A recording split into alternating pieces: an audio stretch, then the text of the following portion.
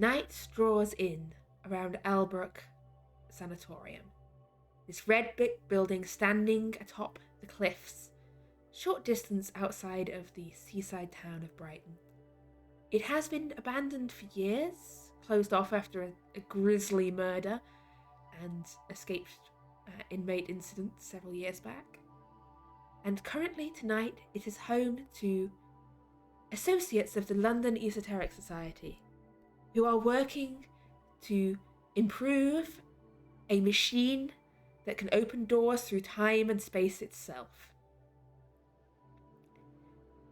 Down in the cave beneath Albrooke, we see Pavel Nordstrom, the Swedish-Polish inventor, and his apprentice, assistant, Avery Collins, working away on this machine late into the night. Their eyes are bright with answers, and Avery has read a book that has promised so much knowledge, and he has so many ideas now. Watching over them is a man you have come to call Dave, or at least we introduced you to as Dave, who is an incredibly untalkative servant. I think the word thrall was tossed about at some point, belonging to Miss Ward, who is currently somewhere upstairs in the sanatorium, settling down for the night. In the entrance hall, we see the other three investigators, Martin White, Nigel Hargreaves and Basil Bloomsworth, just stepped in from the outside, having dismissed their encounter. Well, they've dismissed the local don't call them a fish person off into the night. They've sent Ernie back to town, telling him as he was poking around in the dark.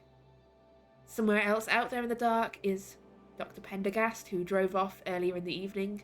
You don't know where yet, and you don't know when or if he will be back.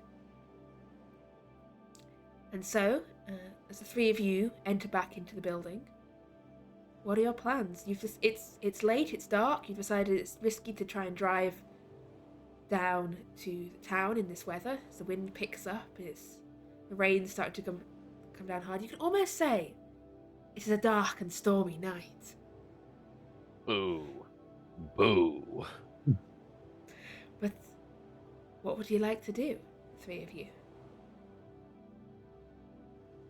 Well, I'm thinking once it's light, we head into Brighton anyhow to get supplies, and I can settle things at the hotel, pay off what we need to pay us for the rest of the week, just pay them. And pick up a few bits, have a bath and a change of clothes, probably. But, what would you like to do now? Well, it's morning now, right? I mean, no, it's night. No, it's morning. You it's definitely morning. You can't just skip the night by wishing it gone. Audience, if you send us $20 in bits and bribe the keeper, it can be morning, and you can save your 4 favorite investigators for only $19.99. No, she'd still kill us. Don't Keeper, you. God damn it! Fucking your euro money means nothing to me. Keeper, it's what your strange European ways mean nothing to me. I don't understand it with my American mind. No, I'm gonna go try to read some more books, because what could possibly go wrong? I read the book, what I would refer to as the Flame book. I would want to read not the Dream Journal, because that thing was fucking worthless, but another one of the other books that we had. So I would probably look at Martin and Nigel, and say, hey, gents, knowledge is power. I think we should keep reading throughout the night. It could be interesting. I think I've probably finished the Dream Journal thing, Keeper, have I? I was jumping through bits, but... You jumped through bits. I think you've probably not had enough time to read every single page of it, cover to cover. You've picked out some key bits. You've possibly skipped some dreams that seemed... boring. Potentially less relevant to any circumstances. Yeah. So I've still got some reading I could do with this, so I know it's late, but I could probably just do some light reading. The Dream Journal might help you dream. Who knows? A 3-headed duck named Doug. Absurdity. Nigel, do you want to read the book that I read and see for yourself? Yeah, I would actually. Okay. And then what is the other available tome? You know that Avery had a book that he was looking at. He has the Book of Ibon.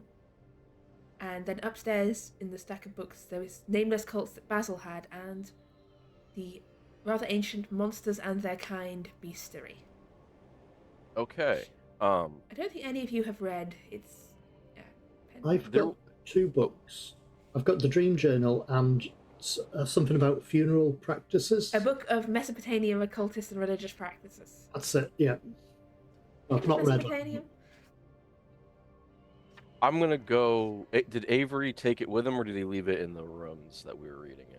Avery, did you take it with you, or did you leave it in the rooms you were reading in? If you remember correctly, I still had it when they left, and I had to give it to Miss Ward. Yes, you gave it back to Miss Ward. So, I mean, I didn't have to, but she asked, and I was like, yeah, I'm done with this for now. I need to look at it later, but, right now I don't need it. Yeah, as far as you know, Monsters and Their Kind is safely in a case upstairs, and last thing you saw, Avery had Okay. the other book. I would go and look for Avery then, because he had the book. That I guess I would first go to the room where I was like, oh, the book's not here. Avery must have it, and then go look for Avery. Is what I would. Okay, so you're heading down into the basement to look for Avery. Okay. What are other people doing? I think I'll probably find somewhere comfortable to effectively spend the night, really. Do some light reading, but I'm not going to read through the night. Okay, so for somewhere comfortable, do you want to bed down in one of the offices or one of the old sort of comfortably padded rooms upstairs? I suspect the office is probably best bet, because I don't like the idea of potentially being locked in one of the rooms. So it depends on where everyone else is bedding down, really, because... That's what I'd be doing as well, is looking for a place to settle down for the night. Yeah. So just getting comfortable and having some light reading until I feel sleepy, basically. You're on the upper floor looking for somewhere to settle down for the night, and Basil heads downstairs to find the inventors. Down in the basement, Pavel and Avery are beavering away on this machine. Like, aha! Where's he gone? Spanner? Sure. I'm gonna look around where. It's on the ground over there. I forgot the Spanner guy had gone. What was his name again? I'm not sure. Was it Nigel that gave you the spanners? I don't know. Spanner man. It's fine. Yeah. Yes. And I'm gonna go back to the plans and look them over, think them through, and try to, separate electricity generation from time travel, because the time travel part has time, because you can travel through it. So the energy part is the one that I would prioritize. You want the energy part. All right, I will give you a mechanical repair or a science roll here, like depending on what you're focusing on here. Essentially, an engineering or the actual on the stuff that I read, because the science bits are fine. I mean, that bit was less about, like, if you're trying to work out how to actually disentangle the machinery part, that would be more of a science or an engineering role. Mm-hmm. The book you read did not really mention energy generation at all. It was about opening doorways and calling upon entities. Doorways through space, doorways through time. So the texts I read were separating doorways through space and doorways through time into two different doorways. No, they are all sort of fall under one thing. You can open a doorway through space or through time. Essentially, time and space are intertwined. In a way that you would make sense to you from a physics perspective. Like the idea of time and space being counterparts. I would certainly look over those portals of the way they've been set up in the thing that we've built, and think through what they're exactly calling on, where they're exactly calling for, trying to optimize that thinking it through. What are you aiming to do here? I'm aiming to reduce the risk of time travel phenomena near the machinery, and increase the power output. Okay, Basically. I want to roll still something, I think, engineering based. This is still Alright. the practical application So of engineering. all this new knowledge you had. So whichever one of your skills you... Okay. Yes. The way's through space, but not through time. Punching a hole through the universe. Be able to essentially draw a portion of space here. So yes, your engineering is improved, and this is a critical success. You have the answer.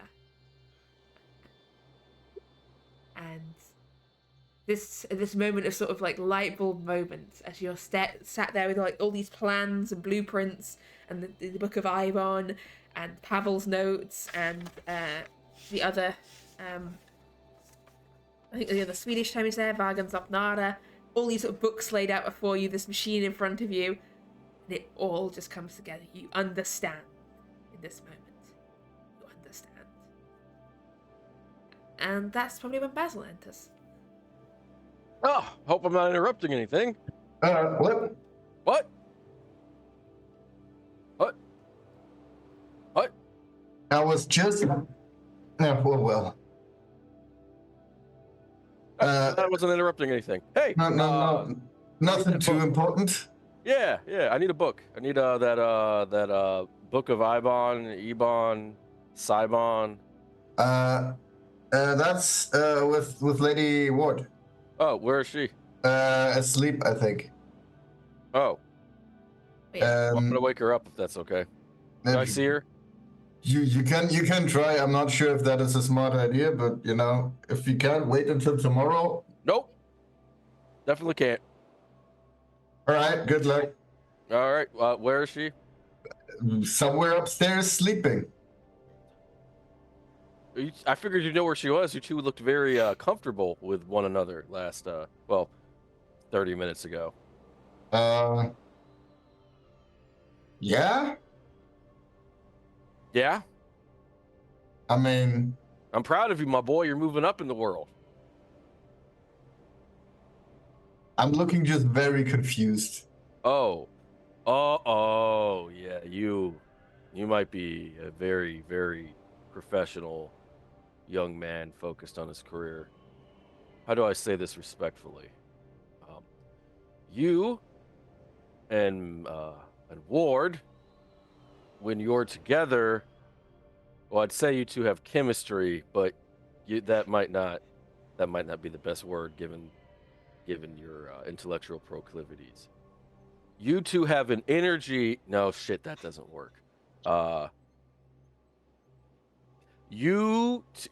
it's like I'm talking to a toddler. How do I? Okay, you two, when you're around one another. Why am I clapping? You two are sweet on one another. So I figured you would know where she was sleeping. Not that you're going to go do anything untoward, but I figured, that it might have, come up. She's upstairs. She Yes, chose the room, but I was not around, and I wasn't going in her room. I have. I do not disagree with any of that, my boy. How do I say this? I'm proud of you. You're making your father proud. All right. I'm gonna look around, Keeper. Can I do a spot hidden check just because I'm very suspicious? Can I look for anything? What are you looking for? I don't know, Keeper. I don't want to die. I'm looking for things. You look around. You know what? I'll give you a paranoia spot hidden. Yeah. Thank you. That's why you're the goat. Let's see here. Big money.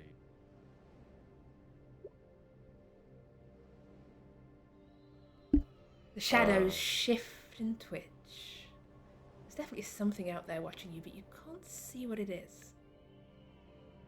Okay, There's a yeah. splash Avery. of something in the water, but it's gone before you can look that way. Avery, fish people, don't forget. They were. Yeah, sure. No, not yeah, sure. I've seen them. Listen. If they come in here, I'll probably see them too. Yes, that's how that would. Yeah, and then I can react how that is appropriate at the point in time. Avery, you're so smart that sometimes it makes you foolish. This does not sound logical. If you wanna look for that book, it's up with the lady, and she is, I think, in the third floor, in the second floor. So go up. Are there any books down here? No, there's the plans, but you've seen those already. Yeah, I don't want to read that.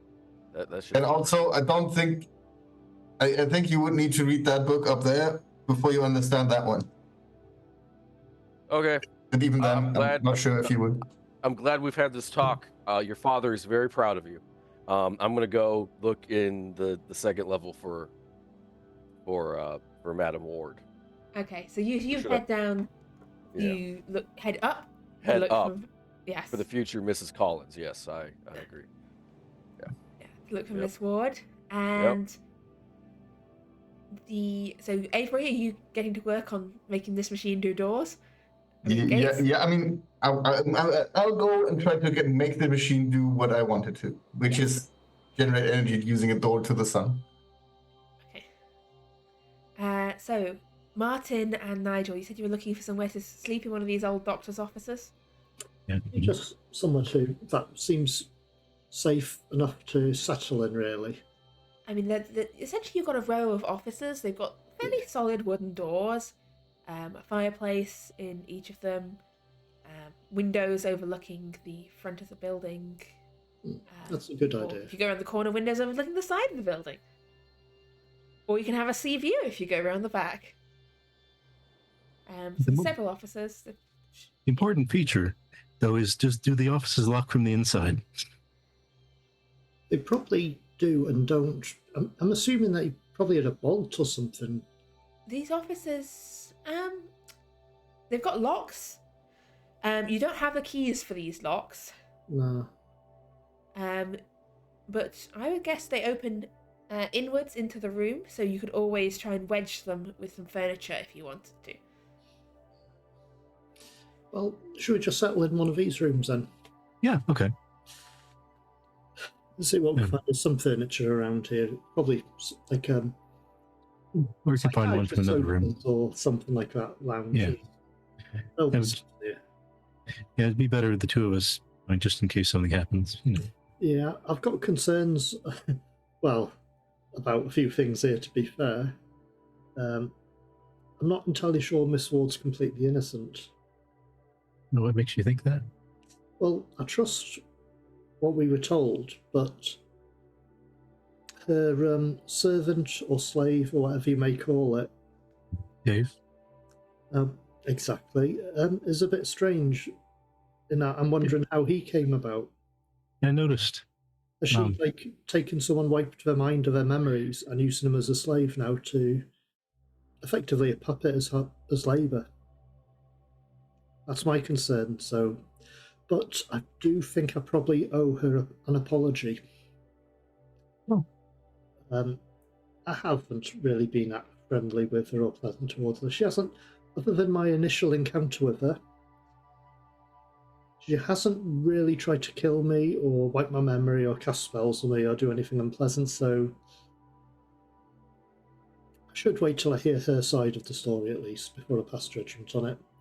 So, but I do find it, I don't know enough of the details to understand. So it's all a bit suspicious, but that Dr. Pendergast is, yeah, we know he's not the best of people. No, not at all. Assuming he's a people. Yeah, good question. From what I've heard, just direct observation and from, what's her name? Eleanor Marsh in town. Yeah, he's definitely not a good person. Yeah, unfortunately I haven't brought any guns. I hadn't expected to be shooting anything or anyone or stab anyone or anything like that. So, Well, if something untoward should happen to me, right here, you can find yourself a weapon. well, I'll probably be behind you anyhow, so I'm not too concerned about that. But we shall have to see how things go. I mean, what are you planning to do this evening? Catch up on reading, or? I was going to. I haven't gotten the book from Basil, who said he wanted me to read something. But I'm just wondering if Collingwood's still about, because he would have had. He brought a trunk full of books. he did. Thank you. I had forgot about Collinwood. I haven't seen him. You might have settled down in one of his rooms, because I remember he was looking quite nervous downstairs regards the possibility of fish people. Yes, that's true. He was, and he was quite paranoid about that. But there's a definite lack of them up here. It is. So he may have come up here in one of his offices, even. Collinwood for this evening shall be represented by this donkey. Damn it, Keeper. Damn it. Well, I guess if you want to go with me, Oh, well, I don't think it's a good idea for anyone to be separated at the moment. Oh, I agree. Although, having said that, your friend Mr. Bloomsworth is on his own with Avery, and I'm not so worried about Avery. He seems to be mostly on the up and up. oh, that's good. But yeah, I'll come with you. Let's go and have a wander and see what we can find. Right.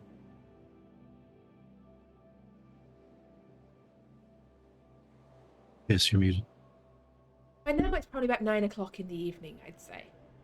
And the two of you are going looking for Collinwood. We're going to try and find him, see if he's bedded down one of his rooms.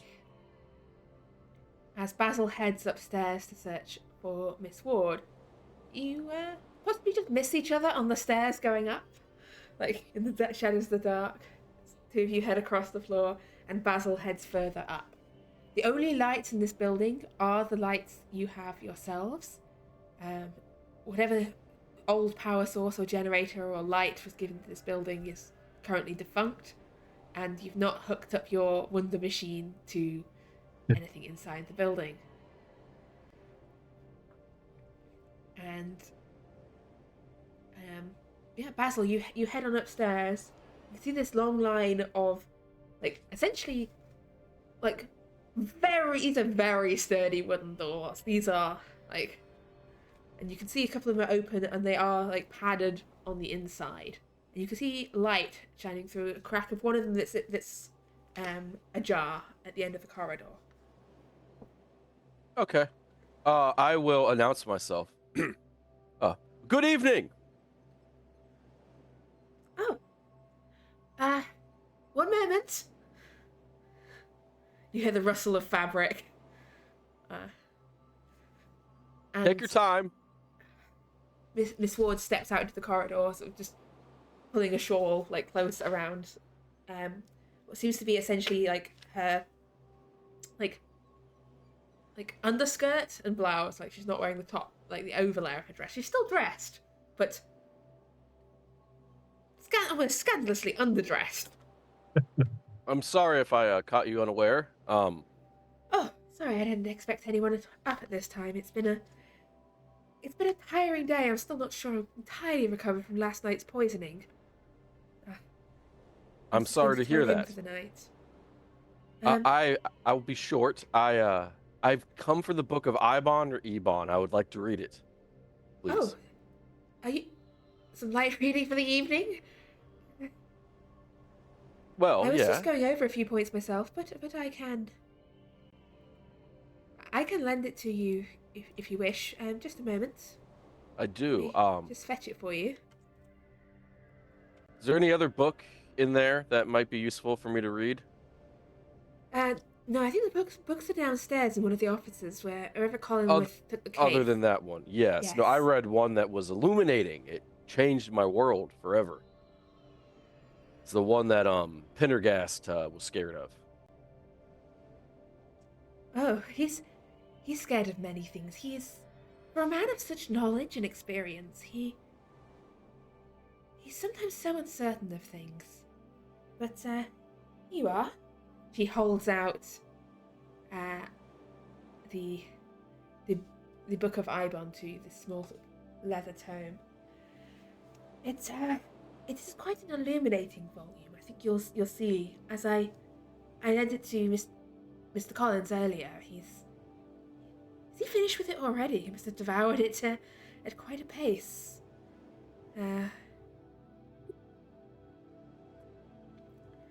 But, well, I would recommend, if you're interested in the same things as Mr. Collins. Honestly, Collins and Collinwood, this is I would recommend this part and this part. This part pertains to Gates, and this part pertains to he who is lordship over them. Although the others are also of very I've said eliminating already. Sorry, it's very late. My essentially happy reading. Okay. Thank you. How do I say this? I'm glad to have met you. And I am glad to have met you. I did not think that a pair of detectives turning up in the middle of all this would be Good. Useful or good, but no, it's turned out to be better. It's good to have an extra pair of eyes watching out for various characters out there. Yeah, no, you go ahead. I just want you to know that I have a profound sense of trust in you. Good. I have a question. If you look, Pendergast and I have worked well these last few years, but we've had differences over a few matters. If things were to fall out ill between us, you would have my back through it, wouldn't you? Yes, I feel the need to be strangely honest and blunt with you, as I don't. It's strange. I hate Pendergast. Oh, I want him to die. I definitely want quite the strength of feeling, but to murder him. The truth is just flowing from my lips. well, we don't. Let's not leave to murder. I'm not finished. I just need to profess all of these things. See, as I feel that telling you the truth would make you happy. It would. Yes. And so I want to violently kill Pendergast.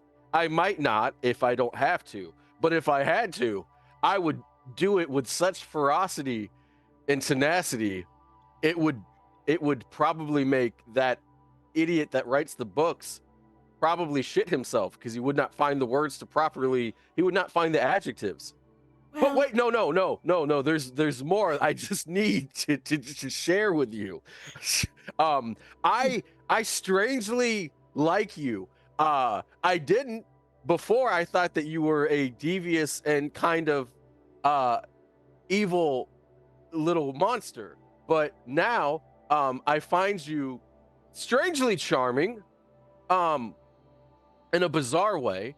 And while I didn't a handful of moments ago entirely trust you, having connected with you like this, I strangely do. I would hate to have to kill you. I don't think that would happen. You won't need to kill me. Oh no, no. Nobody at this moment needs to kill anyone. Let's just like.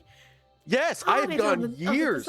The bloodshed here. I know. I don't. I've gone. That's not sad. I've gone years without killing anybody. At least 7, I think. Regardless. Why were you killing people beforehand? I was a police officer in Whitechapel, so it's sometimes it what just. Kind of police officer go around killing people? Usually in self-defense. Or defense of another. Dear Lord, what has the East End of London come to?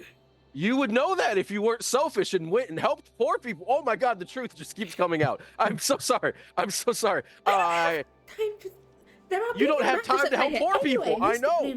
I know. Mr. Bloomsworth. I'm just saying that I like you and I don't want to kill you, and now I'm no longer having that on the table. Get a good night's rest and get some sleep, Mr. Bloomsworth. We'll see you in the morning. Yes, I'm going to go do that. I just look forward to solving this issue, and then us all coming together and rectifying this and reforming the London Esoteric Society in a proper fashion. That is what I want. That is what I want. Go get some sleep. I think. No, I'm going to read this book. I don't need to sleep. What would possibly make you think I need to sleep? You've done enough reading for today, Mr. No, Bloomsworth. well, for the day. It's the night now. I see what you did. You're so smart. It's one of the reasons why I left you. And it would be a shame for you to not die, or to die. It would be a shame for you to die. Nobody is dying here. Pendergrast is most likely going to die. I didn't tell you to kill Pendergrast. Why have you got this into your skull? Oh, I had that thought well before I ever laid eyes upon you. Well, stop having that thought. We don't need to kill anyone. What? What are you talking about? Of course we need to kill him. He's a monster. He is a very useful monster. Yeah, and he could use some bullets. I don't understand what you're not understanding. Anyway, good talk. I'm glad we're on the same page. I will see you tomorrow. And you will go and get some sleep, Mr. What? Why are you keeping the book? You told me you'd give me the book. I think you handed me the book. Your mind. I don't think you're in a fit state to handle reading at this time. No, it's just I don't know. I was in a normal mood. You have used the word murder about 50 times in the last 5 minutes. It's incredible that you could count. Also, above table, I believe you handed me that book. I believe I have the book. You said she's reaching to take the book back from you. No, I want. Listen, I'm just giving you a heart-to-heart understanding of where we are. And I want a power roll from you, please. Could I please have the book? I say as I try to. How'd I do? You are able to keep the book. Madam, I'm made of stern things. Sometimes I just have this rush of honesty. I think you can understand my position because you and I both know everything that's kind of going on here, okay? And my position is reasonable. I'm blunt, but not unfair. These books are very useful. You are under my protection. I keep you safer. Nigel keeps you safer. Very well. Enjoy your reading. Yeah. Oh, your face is doing this weird scrunchy thing now. You might need some potassium. Good night. She turns away. Yes. Oh God, potassium is very important. It's very important. And I go down. Well, that was one of the best conversations I ever had. I start whistling as I go down the hallway. Meanwhile, as the we'll cut in with when the whistling draws closer, because there's nothing like whistling in the dark and empty hallways of an abandoned sanatorium. To put people at ease. Nigel and Martin were heading to Collinworth. You can see a light burning at the end in one of the doctor's offices you went past earlier when you were looking for a room to stay in. Oh, after you. Right. So I knock on the door a bit and say, hello? Mr. Collin. Oh, yeah. Come in. I just moved up here. The cave was a bit damp and dark for writing. Didn't have a good light. And also there's a lot of clattering and metal. So I came up here to try and... Actually, you are one of the people I just wanted to talk about. So I've been writing a detective. Actually, a pair of detectives in my new book. I'm still working on the titles pending. But, so... When you're, like, tracking down a suspect, would you usually kick down the door and then whip out your gun, or whip out your gun, then kick down the door? Oh, definitely pull out the gun first and then kick down the door. Because there's nothing as unfortunate as being surprised by the guy on the other side of the door who already has his gun pulled out. Yes. And if a hail of bullets were to come through a window... Yes? Does that happen? If you shoot a window, does the bullets just go... Oh, yes, it does. Anything, really? Oh, no, the bullets still go through. I mean, it may not hit what you may have intended because it will alter the path a bit, but yeah, they do go through. Good. The thing that I see is the problem with most, detective fiction that people write is it's all very much the detective finds a bunch of clues and then solves the crime. I'm thinking, what if it had a lot more gunfights? And also...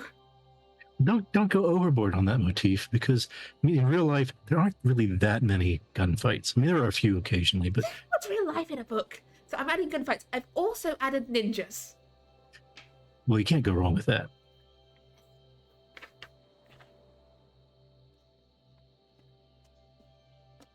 It'll be a thrilling read. Sorry, did you want something? Oh, we were just looking to see where you were, make sure you managed to make it safely to your room. And did you have any possibly any spare books for some light reading that I could borrow? Wait, actual light reading? Ward and Pendergast keep hold of the dangerous stuff. Just something that's just maybe medium danger. Oh, I mean, I have some, let's see. I mean, I've got some of the good classics in here. I brought them along. You never know when you might need them. Malleus Maleficarum? No, I've seen that one before. Okay. I mean, I've never read it, but I've seen it. Like one of your books. Yes. One of my books, proper light. The House on Harrow Heath. I've got A Bride in Black. That one's a bit a gothic romance. Interesting. Getting more interesting. Even more interesting. But keep going. What else do you have that? You've got the cursed amulet. That seemed to be. Yes. I've got the Excellent choice, Mr. White. Yes. I've also got the Curse of Ormdale Hall. The Unclaimed Corpse. Lady Farthingale's Nightmare. If you're interested in a bit of horror, for this evening. Anything that's like about cursed items or like Mr. White said, the cursed amulet. You don't happen to have that one, do you? Yeah. There. Yeah, here you go. I would love to read that It's a signed tonight. copy. Oh, even better. It'll make the words even more,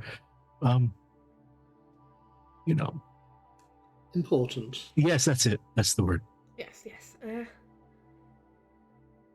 The Curse of Ormdale Hall is obviously about curses as well. It's about an old country manor where beneath a vast monster lies sleeping.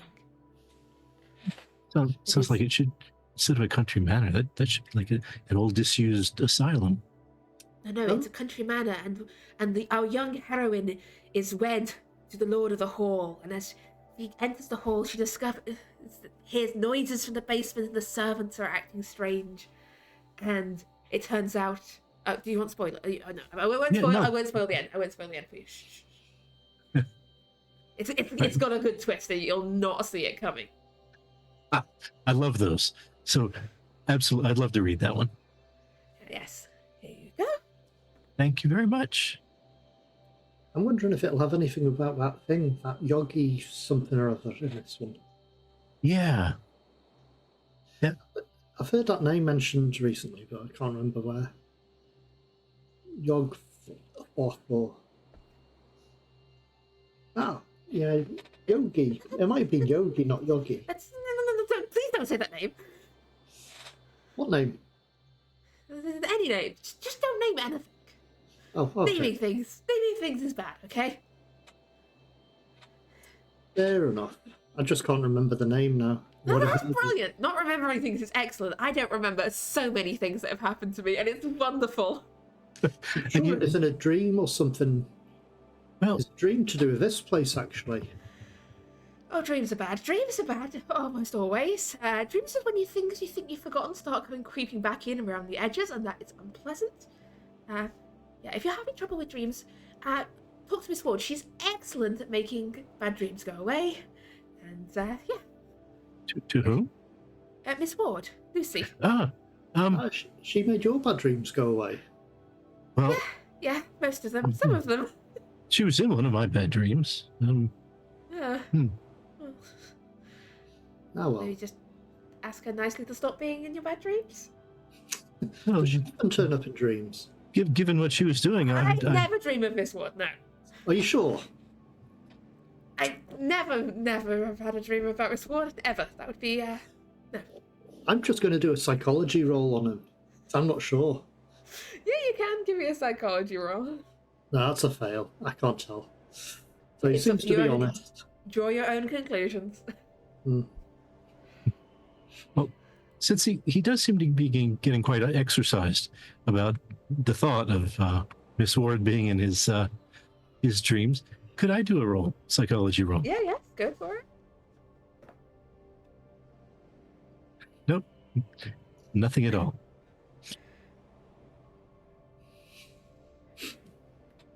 No? Oh well. Anyway, you got your reading? Anything else? Oh, no, it's okay. Did you want anything from Brighton tomorrow? We had planned to drive to Brighton, but can I come with you? Seemed a bit dark to travel down. We're thinking of going once it's light enough in the morning. Yeah. Can I come with you, please? Why not? Get some supplies and stuff. I do not like this place. I feel like something's watching Oh. me. By all means, come along with us. Yeah, it'd be More great. the merrier. We'd love the company. At this point, I'd like you both to make me a listen roll, please.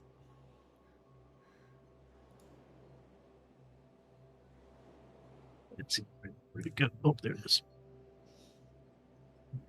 Nigel, you hear soft whistling and footsteps drawing nearer, echoing through the empty halls of Albrooke. Does it remind me of? I mean, since I would have had considerable exposure to Basil in his the way he acts. Basil, are you whistling in your characteristic style, or is this uncharacteristic whistling? All whistling is characteristic whistling of Basil. He is known as one of the greatest whistlers of his time, Keeper. You should never have forgotten that. It is distinctive in its gloriness. I think. In which case, yes. Yes. Oh, I think I hear Basil walking about. That's good. Wonder if he's got that book he was after. Good question. Oh! What? God, how ugly you are. I'm just kidding. Oh, this is a great night. How are we doing? How are we doing, folks? Never say that to a man with a gun. I have a gun. Well, so do I. Well, yeah. I know not to say it to either of you then. Oh, hush, Nigel. Just take a joke. Yeah. I joke about myself all the time. You joke about me. We joke about one another. Yeah, it's a good time. Besides, you ruined my sleeping table. I'm still mad about that. Aside from that, Basil, anything going on? Yeah, I got the book and I had a really weird chat with Mrs. Ward. I couldn't stop telling. I just professed all of the truth and stuff to her. Really? Yeah, my inner thoughts. That seems uncharacteristic of you. Yeah, no, I told her, like, I started off with saying that I no longer wanted to kill her anymore. Well, that was very nice of you. She was perturbed by it. I thought that would have made her happy. And then I said that, like, I was still planning on killing Pendergast. And then she was really perturbed by that. Although, oddly enough... Basil? Yeah. These are... Just move along. Yeah. What? What? Yeah, we were just about to settle in one of the offices to do some reading. Oh, Yes. oh, very good. And settle down for the night. Sorry, what did you say about killing Pendergast? What? Oh, Colin shit. How are you? Not Colin Hi, shit. Collinwood, still here. Colin, yeah. No, it's just what do you call it? It's a figure of speech. Like, I'm not going to literally whip out my gun and kill the man. Good, because you can't be killed. That's a weird thing to say. Anyway, I once saw a man shoot him point blank in the face. He just got up like it was nothing. Really? No scar? I should not No. have said that. It's okay. It's too late. It's already said. No visible wound, or did it just heal up? There wasn't a wound. there wasn't a wound. That's interesting. Well, why'd the guy shoot him? Like we were magic trying- stuff. There was a cult. We were breaking it up. I don't. Your memory is just absolute rubbish, my boy. Did the doctor eat their hearts? What? No, nobody's eaten any hearts? Hearts? No. That's good. That's good. Another psychology roll, perhaps? Yeah. Yeah, I'd like to get on that if that's okay. I think this will count for a general one, just to assess ongoing from now on the mental state of Mr. Collingwood.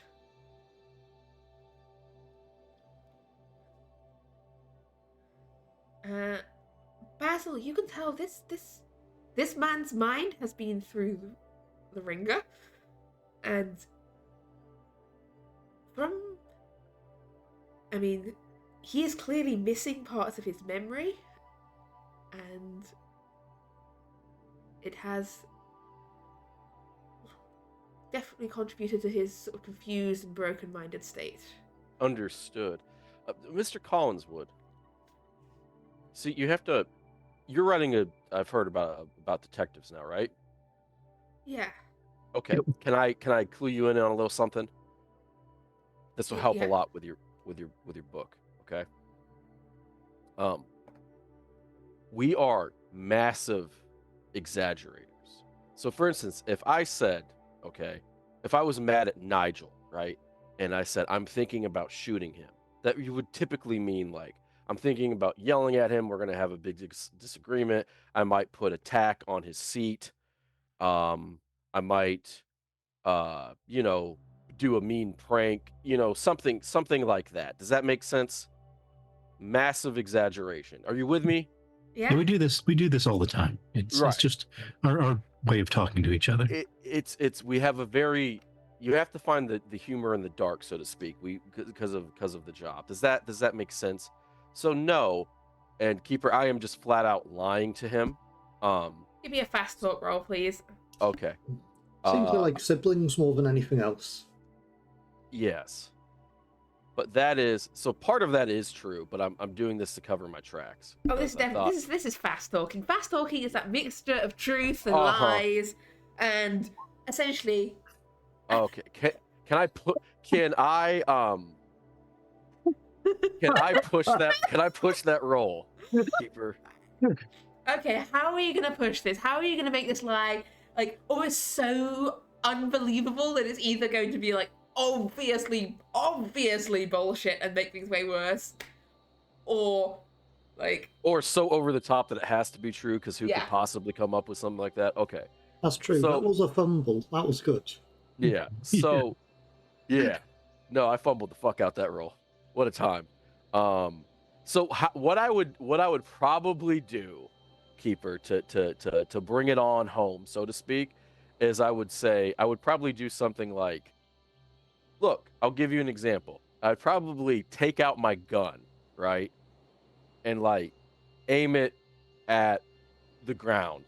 And I would say, see, nobody would ever, as a detective, just whip out their gun randomly and just start shooting it or doing something with it. That's crazy. That's not how professionals work. Okay. And then I would to really drive in the lie, I try to do a little gun flip and then holster it. You know what I mean? Okay. Give me a fast thought roll, and I think I see where a fumble's going here. Yes. Oh, sweet Christ. Martin, Nigel, and Collingwood, please make me luck rolls. Actually, and Basil too.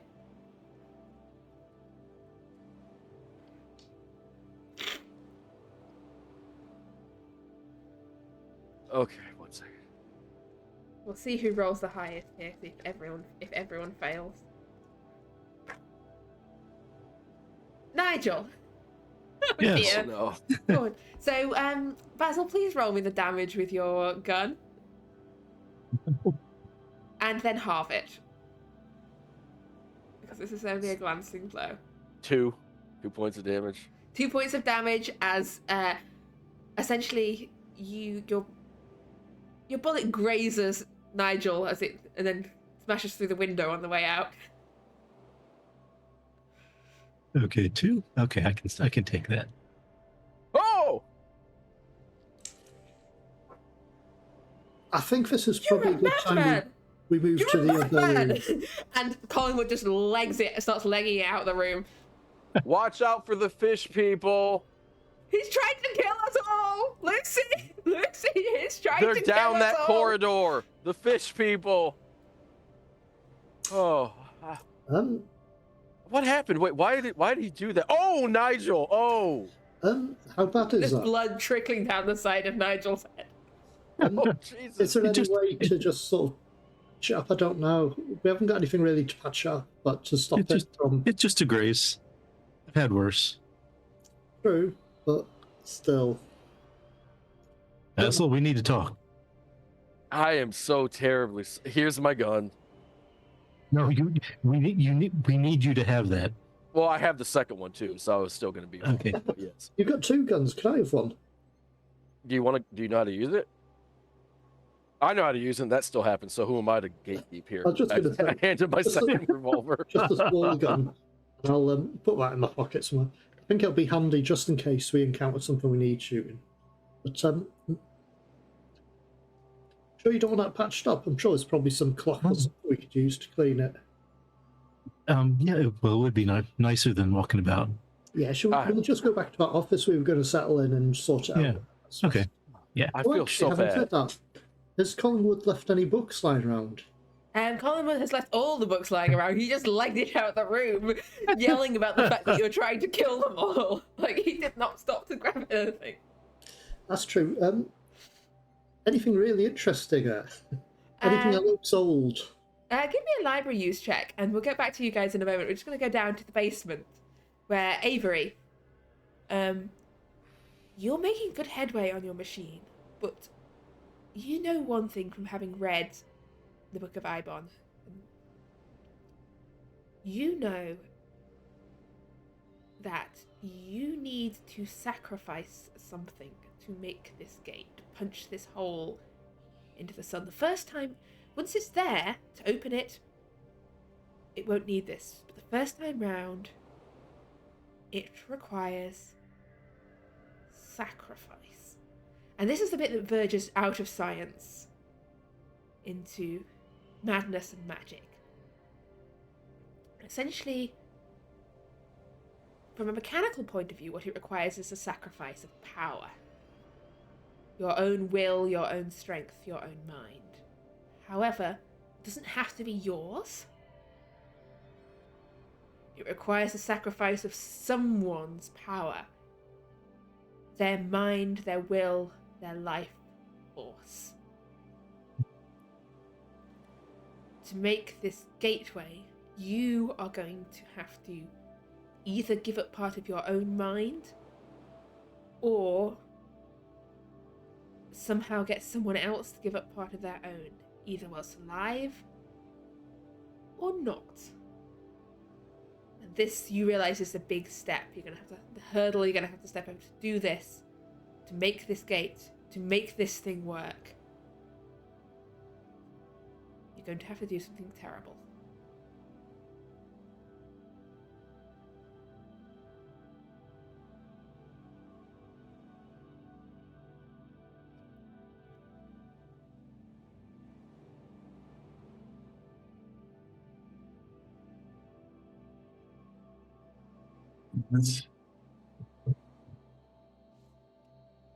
Well, we're not going to open the gate right now, right? So there's time to think about this and how.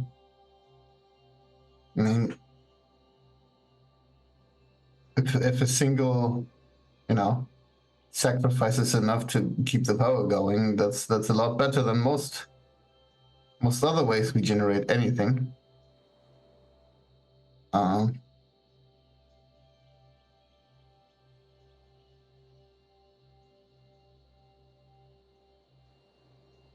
I'll put that aside in my brain and go over everything. Make sure that the thing that we've built and the stuff that is in the book actually match and work, and that the only thing missing is the sacrifice, or the if it's will. If we could, just stand around in a circle and everybody shares a little, or if we, need to sacrifice something more substantial. You think other than that, like, you won't know until you test it, but you think you're there. You think,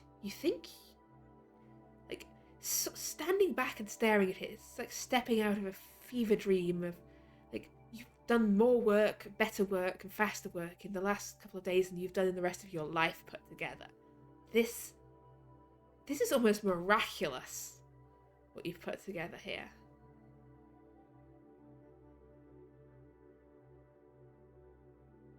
All it needs to do is be tested.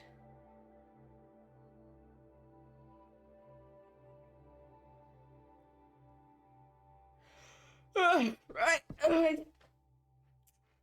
think that's it. Yeah. Right? Yeah. That's everything. So, We should do testing tomorrow.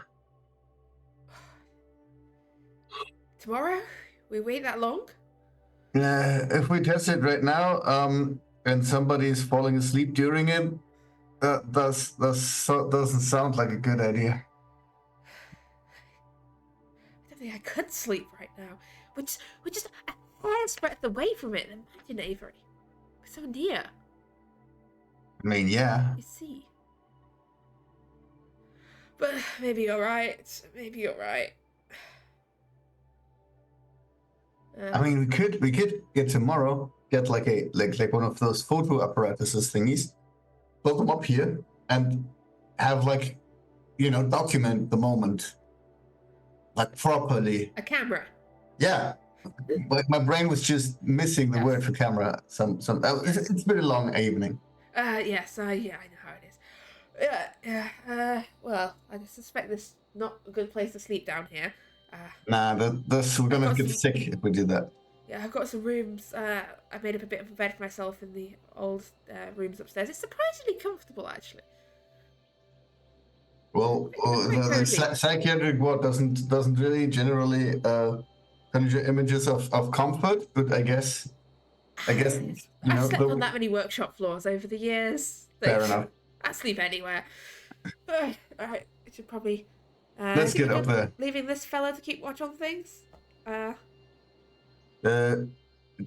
you need sleep too? Yeah. All right. If you're still fine, can you keep an eye on this? Yeah. Okay. Well. I guess that works. Yeah, I mean, for that's how Gaussian distribution works, right? For everybody that's extremely smart, there's also somebody that's. Give me a listen roll, please, Avery. Sure. You hear a gunshot from upstairs. Oh. I'm gonna start running up, checking what the fuck happened. Okay, so as you run up out of the basement, as you sort of reach the main store, it says you can hear a voice echoing down from upstairs going, Lucy! He's gone mad! He's trying to kill us all! He's got a gun! He shot the other one! They're going to kill us all! And Okay, I I can probably sort who's here that could have a gun, who's likely to pull that gun. So I'm gonna slow down my run and walk over to where I think he came from. So yeah, you walk. You can as you head up to the first floor, you can hear their voices. Like, they're not being particularly quiet. You can hear voices from the doctor's room on the end. And as you enter, Martin is there rummaging around in this amongst all these piles of books. Nigel has like blood trickling down one side of his head. There's a cold draft coming in through the hole in the window. What have you guys been doing? Nothing. Nothing. Who shot a gun and why? Collinswood shot at Nigel. Accidentally. I'm lying. I tried to do something fancy with my gun and I shot Nigel. I was just telling them about how like I talked with Mrs. Ward and all of a sudden I was really trusting of her, and I told just copious amounts of the truth almost in a stream of conscious way, and it freaked out Collinswood. So I was just trying to calm him down and to prove a point about how we're all sane and rational people. We wouldn't just whip out our gun and start doing terrible things. I whipped out my gun and I accidentally did a terrible thing. Accidentally though. Just a flesh wound. Yeah, just a flesh wound. And why exactly did you need the gun to explain the? You had to be there. It made perfect sense at the time. It made perfect sense at the time. Anyway. Does anybody know how to pitch fix that scratch on your head there? That's what I was thinking. What scratch? We'll go to that other room where we were going to settle down. I can't find any books here. We'll just move along. We'll close the door and we'll pretend this never happened. Yeah, and the thing of it is that we can all take delight and trust in the fact that Mrs. Ward is our friend and she would never hurt us. So I'm going to read this book now. Yeah, in that room right over there, it has the comfiest looking bloodstains. I don't know. I'll check up on Collinsworth and. No, don't check up on him. He's stealing our image and likeness for his shitty books. Yeah, but he's still scared of you now. Yeah, but he's scared of everything. Look, the more I talk to him, the more I realize his mind has been fucked harder than yours. Well, yeah, actually, probably. No, his mind has been just absolutely addled for quite some time. What do you think caused it? Pendergast. You sure? Pendergast, whoever. So you know how like someone fucked with your mind? You mean Miss Ward? Miss Ward, yeah. But but she's our friend, so she wouldn't have hurt him, and she's his friend, so she wouldn't have hurt him. It was Pendergast. It's not in his talents. He said we all have our talents. Yeah, but the way that I think that there's probably more than one way to break somebody's mind. Your mind was altered. His mind is shattered. I mean, maybe he just, put his nose somewhere it don't belong. Yeah, well, But anyway, let's move along before anyone comes to investigate this strange gunshot in this building. What are they going to do? Anyway, we got the things done. We are ready. Yeah. What do you mean? To test the machine again?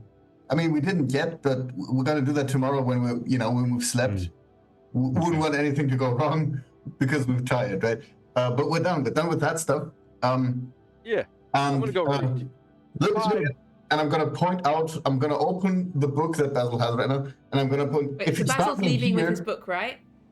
I'm leaving with the book, but if he opens the book, I would stop because I like Avery. Okay, I would point out at the point where I was told to start and say, here, if you start reading here, you can understand how the portal stuff works, and then you can, I double check the plans and they look good to me, and then you can just triple check them. It'll be fine. Oh, I would love to because I'm so interested in this. Nigel, you read the Death Sun Fire book. I'm sure that won't hurt your mind at all. Martin, I would tell you to not read that dream journal because honestly, like that duck thing is just absolute rubbish. Oh, I've already started it. It'll be interesting. I mean, Martin, I've got to finish this book. I can't. You're incorrigible. My new nickname for you is Incorrigible White or Incorrigible Martin. I'm going to workshop it. Avery, you need to sleep. In any case, let's move on from this room. For some reason it's gotten a bit drafty in here. Oh, that's true.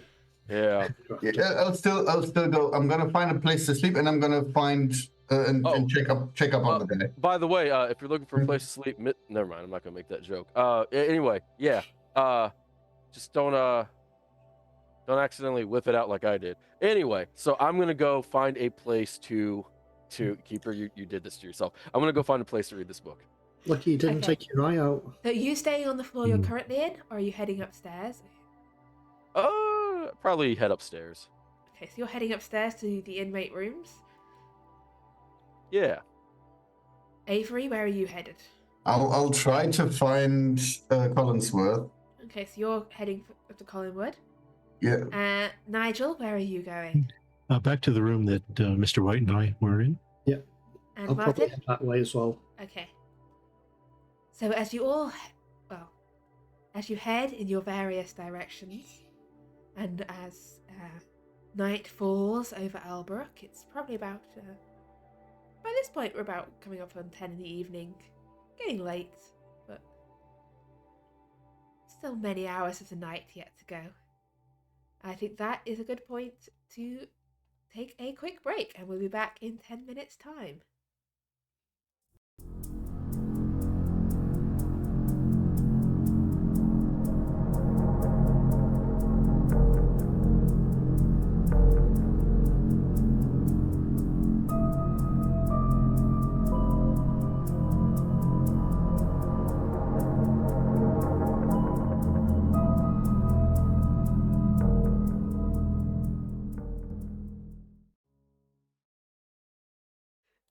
So, we are back.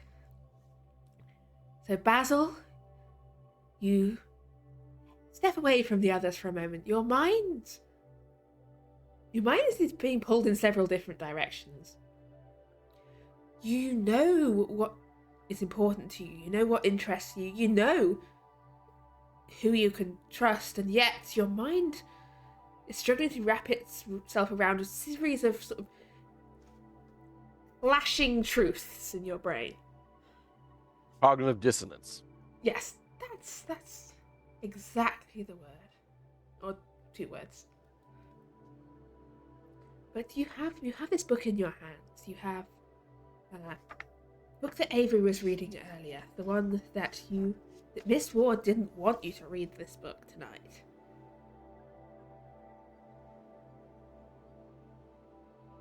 But I'm gonna read it. Did you open up the pages?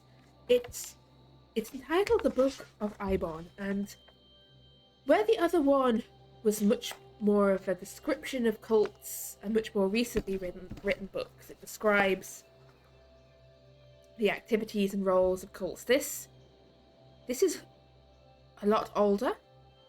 This is I think I unfortunately did forget to make Avery do this, but I am going to ask for a language own roll just to make sure that you can properly comprehend what's going on here.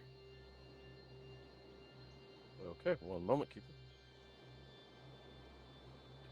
This is slightly older. It's not old English, but it's slightly older English. It's not quite up to date.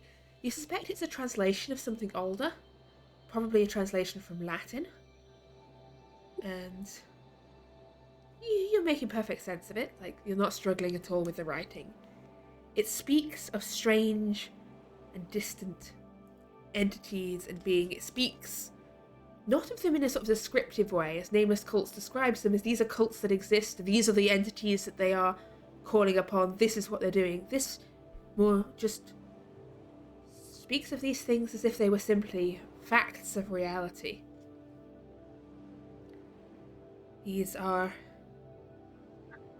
speaks of doorways through space and time, of entities which guard the gates, the keeper of the gates. Is this where the opener of the ways? Is this where Avery was instructed to start, and where I would be starting then? Just to make... Yeah. Okay. I would like you to roll me 2d4, please, as you start reading this book. What could possibly go wrong with this dice roll? Do. Basil is very good at rolling quite well whenever there's a how much sanity would you like to lose option. I was at 32, now I'm at 26. I'm at the end of my wits. Holy shit. Oh, this book has answers. This book has answers. You see it written there on the page. You know how to open the gate. You know how to do it. You know that Avery's machine can do it. It just needs a sacrifice. And it needs a sacrifice. A sacrifice of your mind or someone else's mind to the machine. I have an idea. Now I'm upstairs. I'm gonna go knock on Mrs. Ward's door again. And also, please add 3 points to your Cthulhu Mythos before I forget. Do I need to make a sanity check or anything? You have you are in a bout of madness currently, and I'm awakening your previous obsession with getting this thing working. Understood. Knock, Mrs. Ward. Your mind is far away at this point, but also laser focused. You have lost those 6 points of sanity. You've gained 3 points of Cthulhu Mythos, and as you head to knock on Miss Ward's door, by now it's probably about midnight because it's taken you some time to actually read the book. Read, absolutely. And as you go super hard, knock hard on Miss Ward's door, we're going a little back in time so we can establish where everyone else is by this point.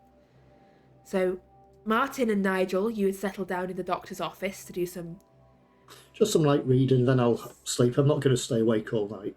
Some light reading. So yeah, you pick your way. So you're still reading the dream journal now? I am, yeah. I'll wait till I finished it before I go on to anything new. Yeah, you pick your way through, and as you fall asleep, the words of that dream journal echo through into your own dreams. Your dreams are strange. You dream of forests and duck-headed monsters, and a man with a knife and a lion's skin. Nothing quite makes sense deep in these strange dreams. Dreams rarely make sense. Nigel, you see what is Martin sort of falls asleep with his head on the pages of the dream journal. As the night wears on, what are you doing or reading? I'd gotten the book. Well, I'd gotten the book from Collinwood on Cursed Amulet, but then I'd also gotten the other book, the Dark Sun Ascendant, Nameless whatever. Cults.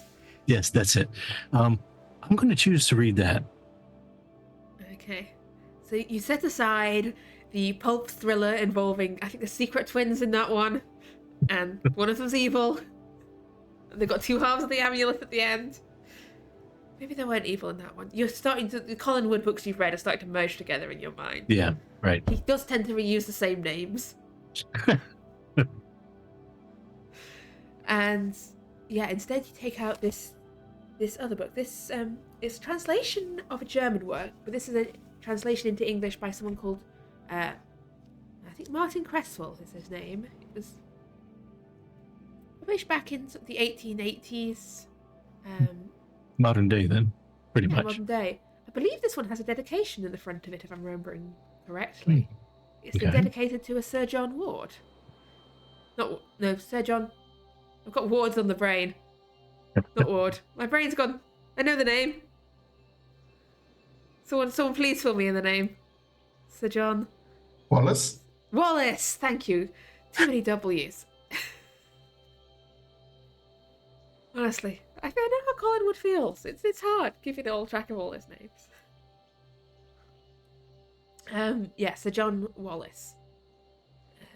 And as you begin to turn its pages, it is this descriptor of cults and their dark practices. It refers to strange dark gods and strange rituals, of calling upon flame and sun, of speaking to the creatures of the deep. And it comes with illustrated woodcuts, some of which are somewhat disturbing, especially... Yeah, that was what Basil was talking about. The man of flame, calling down the power of the sun upon him to light all around him. Yeah, you've seen the after effects of some of this sorcery, this magic at work. Please roll me 2d8. Nameless cults, it's hard.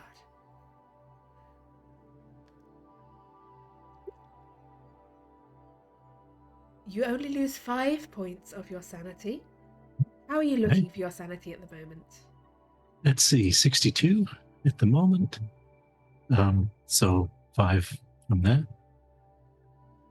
Okay. What did you start today at? Or start this... Is this the first sanity you've lost today? Yes, it is. Okay. In which case, I think you're still alright at the moment if I'm getting my maths correct. but please roll me an intelligence roll just to see if you fully. Oh no, you fully comprehend this. Oh, everything's. I mean, you already knew you were in deep, but this it goes so much deeper than you thought. There's like the stuff you've heard of, like talking with Pendergast and Mist Ward and fish people, is just like the tip of the iceberg. It gets so much worse than that. And as you turn these pages, you realize just, it's all real. Yeah, your mind is. Please roll me 1d10, as yeah, your mind it's not quite as good as it was this morning, and oh boy, I think we're tipping into. I believe that is either obsession or phobia. Oh, phobia. Oh, wonderful. Is there anything in this current situation that it would make sense for Nigel to be afraid of? Anything you've encountered recently, or gun? Basil's gun. Just Basil, or Well, actually, it might be Basil himself. Okay, this will only come out when you're actually insane, like at this current moment. But okay. Yes, currently, a fear of Basil. We'll call this Basilphobia. Okay. Like he shot you. Yeah. How could he do that? He's capable of so much worse. Like, oh, he's read this book too. Think of the things he could do. Yeah, you better. Yeah, I know, right? He's out there somewhere. Wait, did you two bar the door? Did you block it with furniture? Yes. Okay, Basil can't get in tonight. It's fine. Yeah, it's okay for now. Yeah. We hadn't barred it. Nigel's barring it now. I'm ubiquitous. Nigel's like shoving a desk under the door. Like. I'm ubiquitous. You can never get away from me, truly. But yeah, you two. We're on the first floor? Yes. Okay. So, if I had to jump out the window to get away from him, it wouldn't be fatal, necessarily. Probably not, no. No, you can, yeah, if you need to leap out a window to escape from Basil, you can probably survive.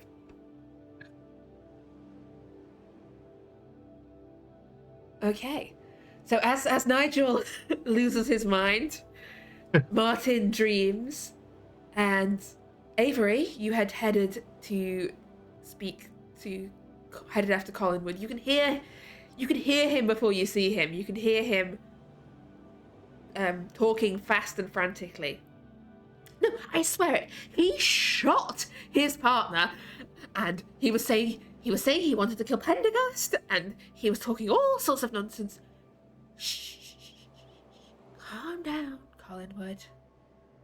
Nobody is killing anyone tonight. Pendergast isn't here to begin with, which it's both concerning and reassuring at this moment, because I don't need people to start trying to shoot each other. Oh, this is...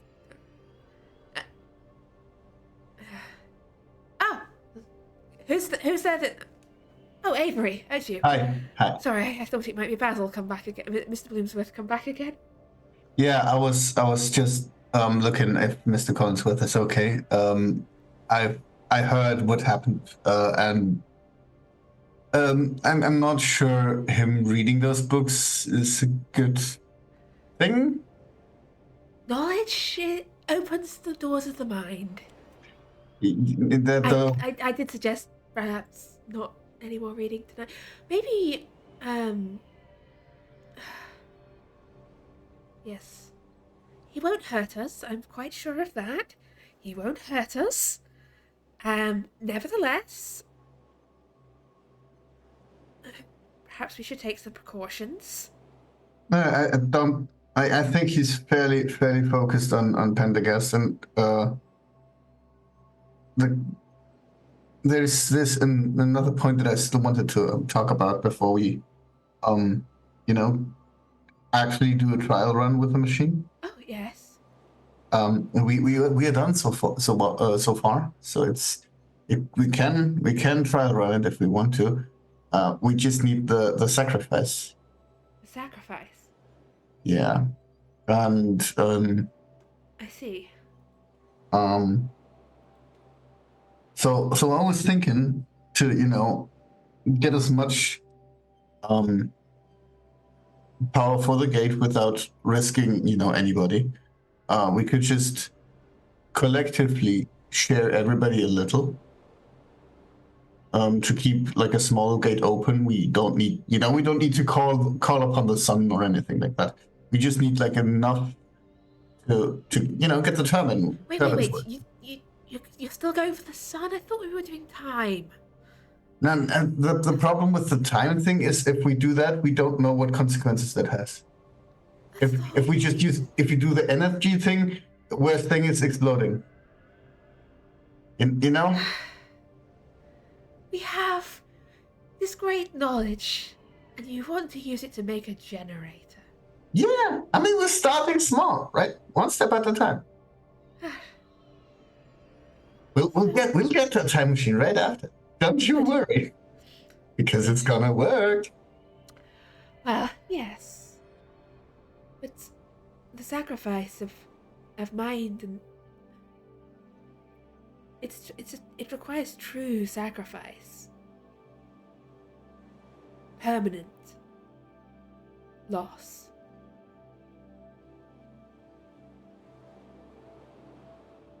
Are you willing to give up yourself for this project? I mean, if everybody gives a little bit, I think that's for not everybody in high loss. I mean, otherwise you were worried about Pendergast, right? Some of them, Pendergast. I can't see Pendergast sacrificing for this project. He is too proud. And some of the others, I don't know that their commitment is enough. More work would be required to persuade them. But you and Mr. Nordstrom, myself, and maybe Mr. Bloomsworth. I mean, I'm not thinking like a I think we could potentially Collingwood. I mean, if what? If everybody gives like a little, Everyone a little, yes.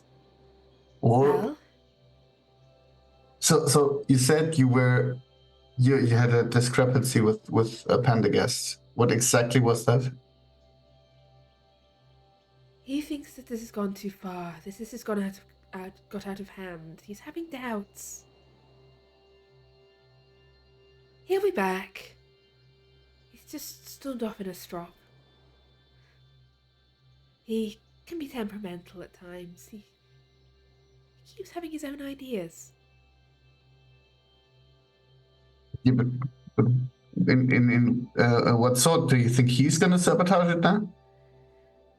Not if we act fast before he returns. Once it's done, he'll see that it should always have been done. There's no turning back once the doors are open.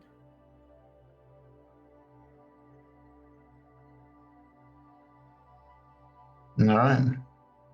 People stepping halfway through and not fully committing is the most dangerous way to play this at all. And for all his years, for all his time, Pendergast is a coward. When things get difficult, he runs away, he changes his name, he hides. Who was he before he was Pendergast then?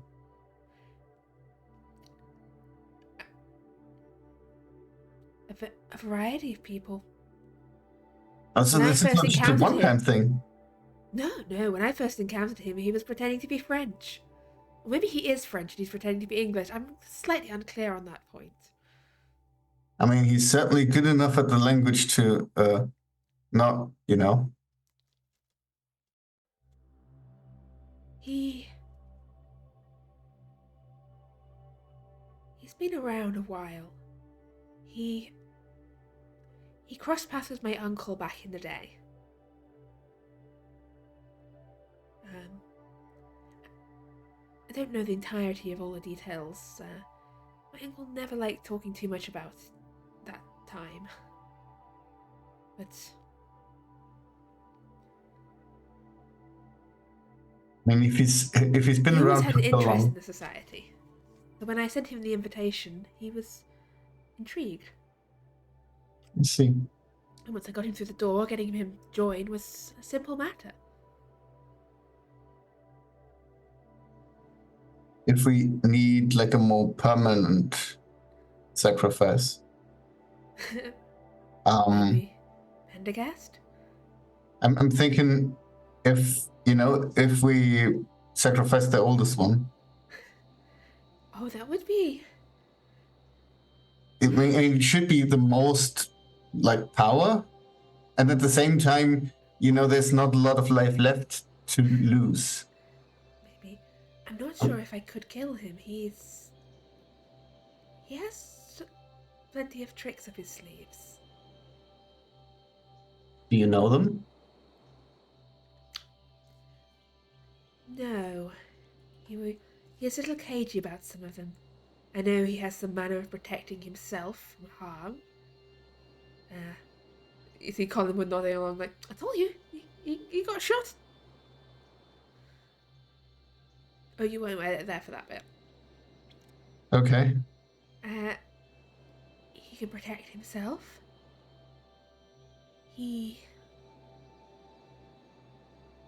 If we move on him, we'll have to move fast before he has a chance to do anything to us. Does the matter in which he died matter? I don't know. Maybe... I mean, my uncle thought he'd killed him, and he still came back. Maybe he's not so hard to kill. Not so easy to kill, I mean. Sorry, it's late in the evening. But... I think this is a problem of... We need to get the others on board with this. Well, actually... Basil would definitely be on board with this. He seemed incredibly keen to get rid of Pendergast. Sorry. Why is everyone so keen to kill Pendergast all of a sudden? I don't know. I was just thinking that he was the least unethical sacrifice. Everyone here collectively lost their minds but me. I don't know. It was as I was saying. It wasn't like a against the guy or something. But the problem is that the whole thing requires sacrifice, and that's kind of the issue. I mean, I wish we could do without. But the whole thing's not going to work if we do, Yes. Okay, well, in that case, we'll need to trap. But I feel this is a matter best left till we have everyone on board. Otherwise, this could get very messy very fast. Yeah. And now, I suggest, Mr. Collins, sorry, would you take Mr. Collingwood and ensure he, find him a safe room somewhere on this floor. Perhaps keep an eye on him, just in case he doesn't decide to start running off and screaming in the middle of the night. Yeah, sure. Also, I can make sure that Basil doesn't come in. Oh, don't... Well, if you two have the room next to mine, then, if someone does try and attack me in the night, I will scream quite loudly and you can come and save me. Oh, always. Good night, gentlemen. Good night. And, yeah, Avery and Collingwood. Collingwood's still muttering away about the fact that, since when did we just stop murdering members of the society? This is insane! I mean... Sacrifices! Do you hear yourself? Look, if it could without, right? If it was possible to do it without, I would be fine. I mean, I was just thinking about stuff that I've heard about Pendergast. And him being, stories of him hunting a local family because of the way they are. And that's stuff that's in the back of my head when I hear the name, And I'm a bit worried about the stuff that he wants to do with the time machine. And so I was thinking that if we need a sacrifice, and he's in a risk, and also the probably most ethical choice. This, Fine. Look, it's not like I want that stuff. this is all getting very, very weird. Yeah. What did you do to remove the weird in your brain? Oh, I go talk to Lucy, and she makes it all go away. Oh, yeah, that makes sense. But I think she wants to sleep. We should wait for tomorrow, I guess. Yeah. Once this is gone, it will all go away. It's like it never happened. It will be like it never Exactly. happened. I mean, we just need to sleep, and it'll be gone anyway. That's what sleep's for, right? Just dreams are dangerous. That's where they get you. what? Why would they? And who? Creatures with sharp, pointy teeth. Little rat creatures with sharp, pointy teeth. Rat creatures. Don't worry about them. Just don't think about them, and they probably won't get you. I see. So it's kind of inconvenient that I talked about that now, and yeah. Have a nice night. Good night. So, you settle down for the night. And... yeah. Are you getting some sleep here, Avery? To have a fresh mind for tomorrow? I'll probably just fall over and I'm gone. Okay. Basil. So Nigel... Actually, Nigel, after you've borrowed yourself and made yourself safe from Basil, are you attempting to sleep or are you staying up tonight? Oh, sorry. Sorry.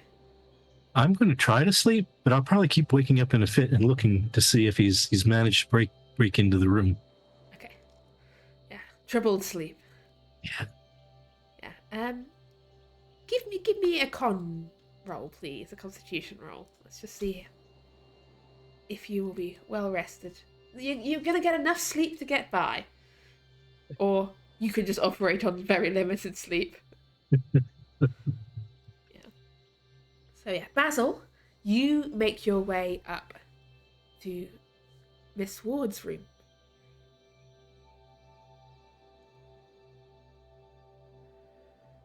What now, Collinwood or Collins? It's I, Basil. What now? I need to speak to you. It's a matter of great urgency. Yeah. I have an idea. A completely original idea that nobody could have thought of but me. What if I read the book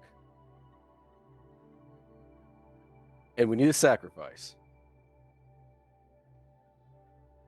We should sacrifice Pendergast. Oh, should we now? Yes, he is evil.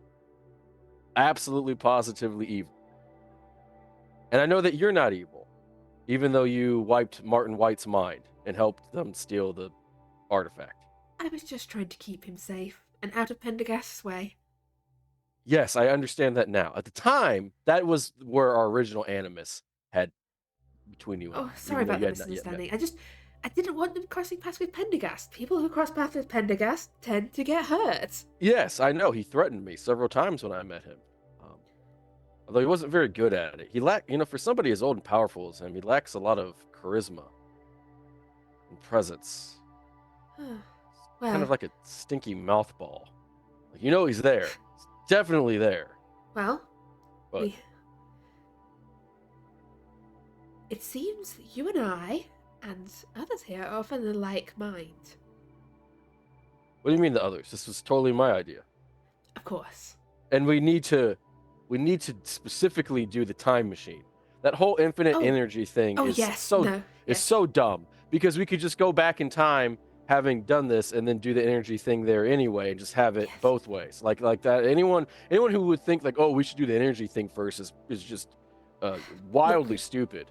Like, we need to get through to Collins on that point. Yeah, I mean, wait. Why do we even care about Collins? He's not very useful. Like, he can't. He knows how to make the machine go. But he doesn't, does We he? need It doesn't him seem like he and knows Nordstrom. anything. They're the ones that know how to make the machine work. The shitty author is the one who knows how to make the No, machine Collins, work? not Collinwood. Oh, yeah, no, Collins, yeah, absolutely. Avery. Collins would. Oh, yeah. Yeah, no, Yes, your future husband. Yeah. Sorry, what? The way that you two were holding hands and you make, batty little was love eyes at dark. one another. Yeah, it was dark, but the way you were looking at each other was quite clear. See, that was a little trick of I language. assure you, I have no interest in marrying that man. Well, that was mean. I mean, you're getting on in age, you should. Anyway. So it's the honesty. I have. Yes, you are a very honest man. It's the honesty, and I want what's best for you, so it just comes I'm out. beginning to see how you didn't last very long in the police force. Actually, no, I had an incredibly long, storied career. I kept wanting to do the right thing, is what got us, not competency or anything. I'm actually quite the people I meant person. more your bluntness. And Oh Lisa no, it's weird. I'm only this blunt when I talk to you. I don't understand it. Anyway. Yes. Anyway. And it's not fair that society would look at you as being less than because you're unmarried and getting old. I'm just saying that's the way that it is. It's not what I want out of a society. Okay. Look, it's very late at night, and other people are trying to sleep. It's actually the morning, because it's past midnight. Technically, yes, it is. It's. Look, Yes. Words matter. Like when you're a detective, you have to be very two precise. goals. Yes. We need to get the machine back to its proper purpose. Yes. And we need to lure Pendergast down to the basement and strap it to it so he can suck his willpower into the machine. Absolutely. And then we'll shoot him in the feet if he complains, like Nigel did. Actually, to be fair, Nigel didn't. I feel bad for shooting him. He's my best friend. I really need to make that up to him. I might stop by. I might try to track him down later tonight. But, here's the other thing. This is really important. No, this is really important. If he flees and we need the machine to work, I might be willing to sacrifice myself if you promise to name it after me. Oh, I will name it after you. You have to promise to. I promise. Because if you don't, I'll haunt you. I swear upon the Lord of the Gate and the Opener of the Ways that should you sacrifice yourself unto the gate, I will name it after you. Well, you're my friend and you would never harm me, so I totally believe you. Indeed. But that is the last of last resorts. And in between Pendergast and me, if there's anything in the middle that I can kind of like ad-lib or piece together, so I don't have to be the total sacrifice, that has to be on the table. So here how it goes. I will try and get through to our engineers to set things on their right path. You need to trap us a Dr. Pendergast, you and your companion, and probably White to get him on the job.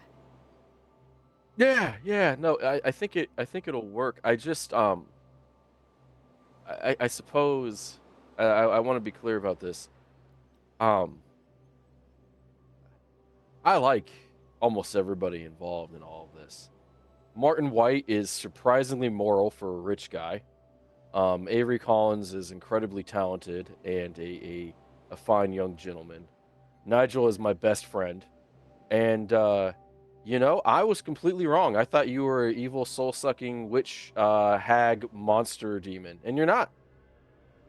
I mean, odds were quite high that you were just a monster that needed to be put down, but I'm glad. You've made your point quite clear. I don't know. I don't know if I have. It's the truth. Worry. But no, I like harm you. will come to your friends. Yes, and even We're all on the same side here. Even the writer thief guy. What is wrong with his memory?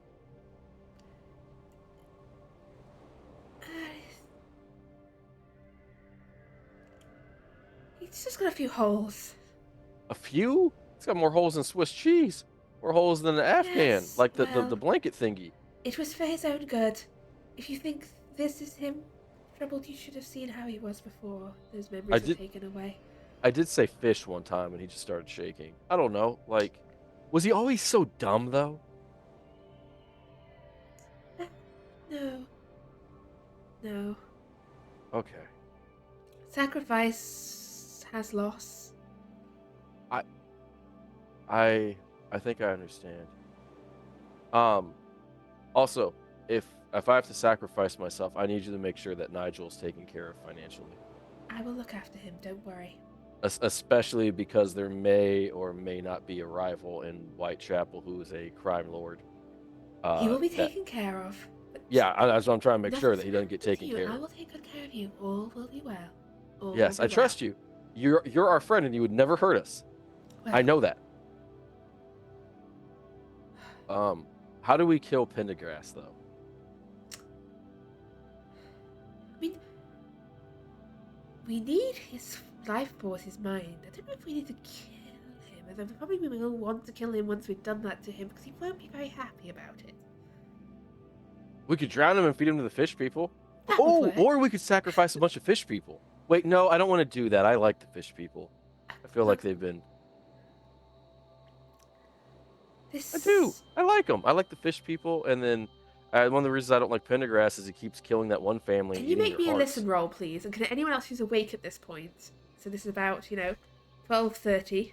Anyone who thinks is awake, make me a listen roll, please. Anyone who's asleep, please make me a power roll. I'm going to spend the 10 points of luck. Okay.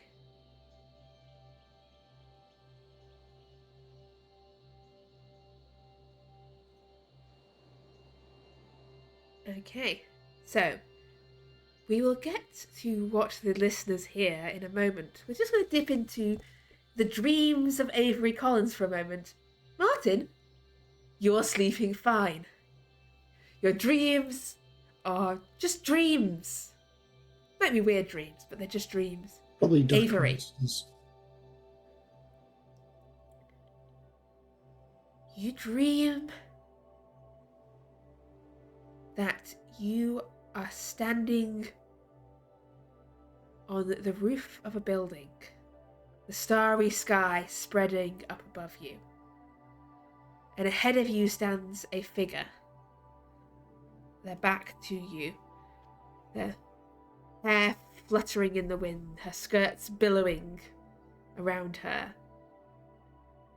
It's Lucy, it's Miss Ward, as she stares up at the starlit sky above her, and she chants with her arms spread wide. Hear me, O King of infinite space, foundation of fatness, the creator of panic, destroyer, son of chaos and the void, the guardian of the abyss, god of the outermost darkness, lord of dimensions, riddle knower, guardian of secrets, lord of the labyrinth. Hear me, the oldest, opener of the way, lord of the gate, Yog Sothoth. The name echo. You've read the book, you know the meaning. As you watch as the sky above just rips and tears into, and you see that familiar silvery tendril slip and slither out. You've glimpsed this before. It was there. This was what came when you first tested the machine. This is what you drew. And as the sky splits open, as you look up into its vastness, it looks back at you, and it sees you. It knows you. It recognizes you. Your mind has felt its touch, its presence. It has been watching you. You've invoked its name. You've called upon it. Its knowledge is within you. And I'd like you to make me a sanity roll, please.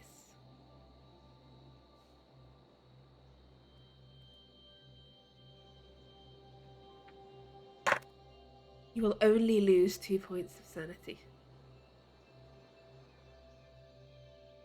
You awake, like, with an extra point of Cthulhu mythos and a mind abuzz. Please make me a listen roll if you awake. I think that Martin's just sleeping peacefully. Just Martin happily sleeping. Okay. Avery, you do not hear what the other two hear, which is the sound of a car engine and wheels crunching on gravel outside the building. Nigel, you hear this and you're in the room with Martin asleep nearby. Basil, you hear this and you're upstairs with Miss Ward. Madam Ward? Yes? I think we might be doing this tonight. All right. Wake the others. Oh, yeah, I'll start with Nigel. Keeper, before he does that, since I've heard the gravel, working from our wonderful map that we have, Yes? it looks like I'm in a position to look out the window and see. Yes, you are. In the driveway. You peer out the window, you see through the light of a lantern as a figure steps out of a car outside, slams the car door with force and starts sort of marching up towards the entrance of Albrooke. And this is a familiar figure in height, in breadth of shoulders. This is Pendergast returning, sort of marching back into the building. Okay, I immediately go and like shaking and slapping Mr. White, waking him up. Oh, no more ducks, no more ducks. What? Ducks? Ducks? What? Oh, Pendergrass is back. He just rolled up in the driveway. Oh, that's good, I think. Or is it? No, it's not good. Well, I mean, if we're going to sacrifice it, maybe it is. But, well, at least we know he's back. yeah. Should we tell the others? Not Basil, though. Why not Basil? I'm not talking. I can't talk to him. I thought you were like partners and stuff. We are. I have to think about that. He did shoot you though, so I suppose. Yes, he shot me. I suppose it's a good idea to keep your distance for a little bit. Maybe. I don't know. We'll see. I think we'll just listen carefully, keep quiet, Okay. turn the lights All right. down, keep quiet, and see if we hear what's going on. Good idea. All right. So we're just going to be quiet and listen to see what we can hear going on in the area. Okay, so you're listening quietly. Basil, what are you doing? Going to ready my weapon. I'll turn away from Madam Ward so as not to frighten her. And then I will head downstairs and I will try to gather everyone. Okay, so you're heading downstairs. Avery, you have awoken. You haven't heard the car outside. You just awoken in the room. Collinwood is asleep beside you, muttering in his sleep. No, not the snakes. No, why does it have to be snakes? Is there a cowboy hat nearby? As if he says, if not again the snakes, he clearly needs one. And a whip. But You since he's can't clearly manifest the having, whip into existence. since he clearly has a nightmare, I'm gonna put like a hand on his shoulder and give him a little shake in the hopes that you were having a nightmare. Was I? I don't. No. Sorry. Need like a glass of water or something? I'm gonna go and get some. I'm good.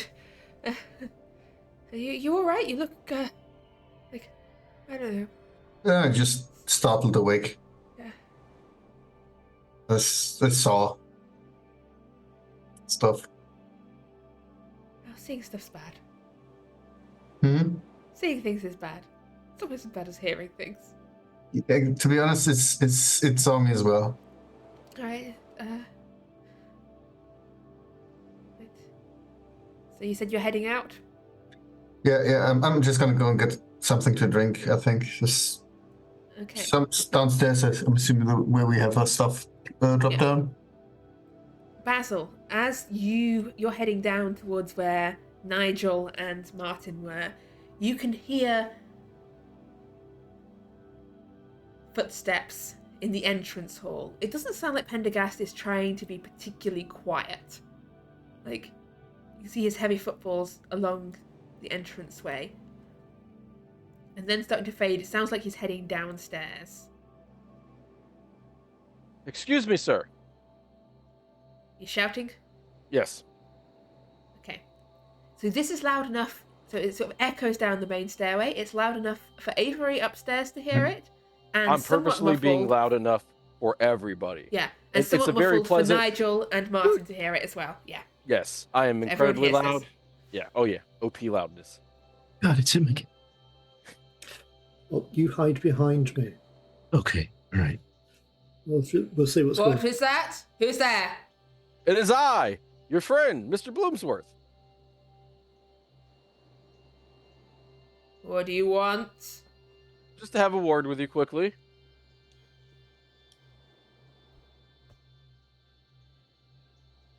He doesn't make any move to come upstairs. He's... I'll make my way down to him. So you make your way down the main stair. If anyone else wishes to do something, please chime in. I think, to be fair, I'm going to start heading that way, but not quickly. Okay, so you start pulling the barricade away from the door. Yeah. What are you doing? Well, He'll get in. He'll get in. It's okay. You just follow behind me. He won't see you if you stay in the shadows. I just want to see what's going on. I'm not going to go right up to him. I'm just basically following along towards the sound, but trying to keep my distance. Okay. All right. So I'm not trying to catch him up, but trying to stay within, well, to get close within earshot, I suppose, but or just outside earshot. You know what I mean? Yeah, well, we definitely need to keep an eye on, or an ear on what he's doing. So, okay. Okay. Yeah, Pendergast is paused at the bottom of the stairs. You see his hands, like, he's got a lantern in one hand, the other hand is sort of down at his side. You hear a little click. Can I do a spot hidden check on that? Yes, you can. All right. Do I have just does this light stop me from having like a penalty dice? I'm gonna say a penalty because you're not that near, and he has a lantern, but it's still pretty dark in there. Okay. And thank you for Could being I- honest and suggesting a self-imposed penalty. That's I try to play it straight. Well, I asked Yeah. for bonus dice, so. Yeah. All right, hold on. Roll 20 is fighting with me. I'm so sorry. Spot hidden. I clicked it. I'm waiting for it to go through. And it didn't do the. I failed anyway.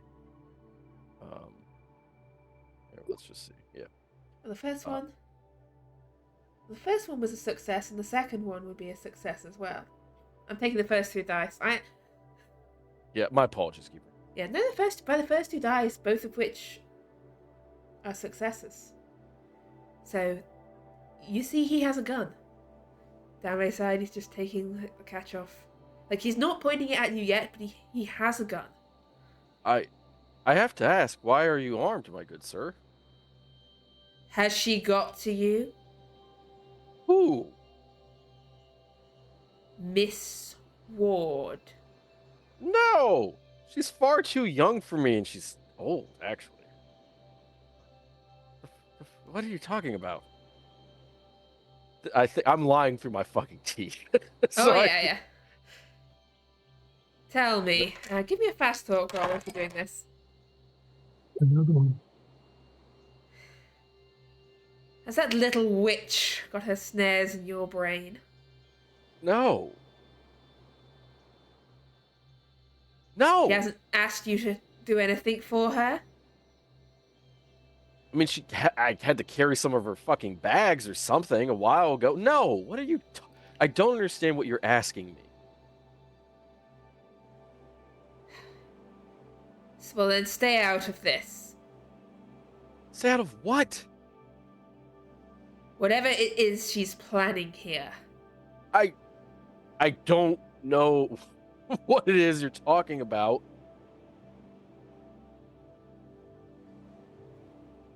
I don't know what it is that you're talking about.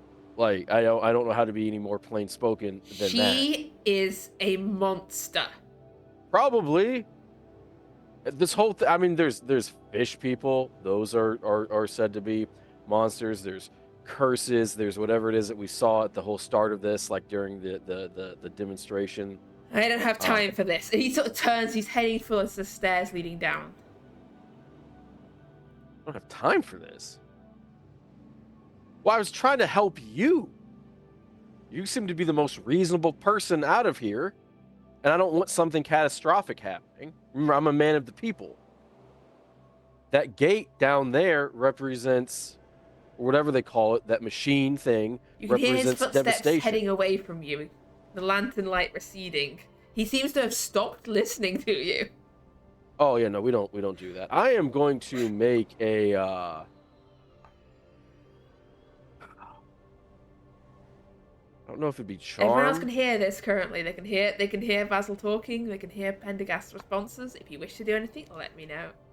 They're clearly going downstairs. You can hear that they're on the way down. Yeah. Yeah, then I'm gonna make sure that I get there ASAP. I'm gonna make a persuade roll, Keeper. Whatever it is that you want to do, you need help. You just called her a monster. I want to help you. You're a man of logic. Now use it. Okay, yeah. Give me a persuasion roll. This is gonna be hard. You rolled that. That is indeed hard. A hard success. 75. The footsteps stop, and you see the light sort of ascend back up and out of the doorway.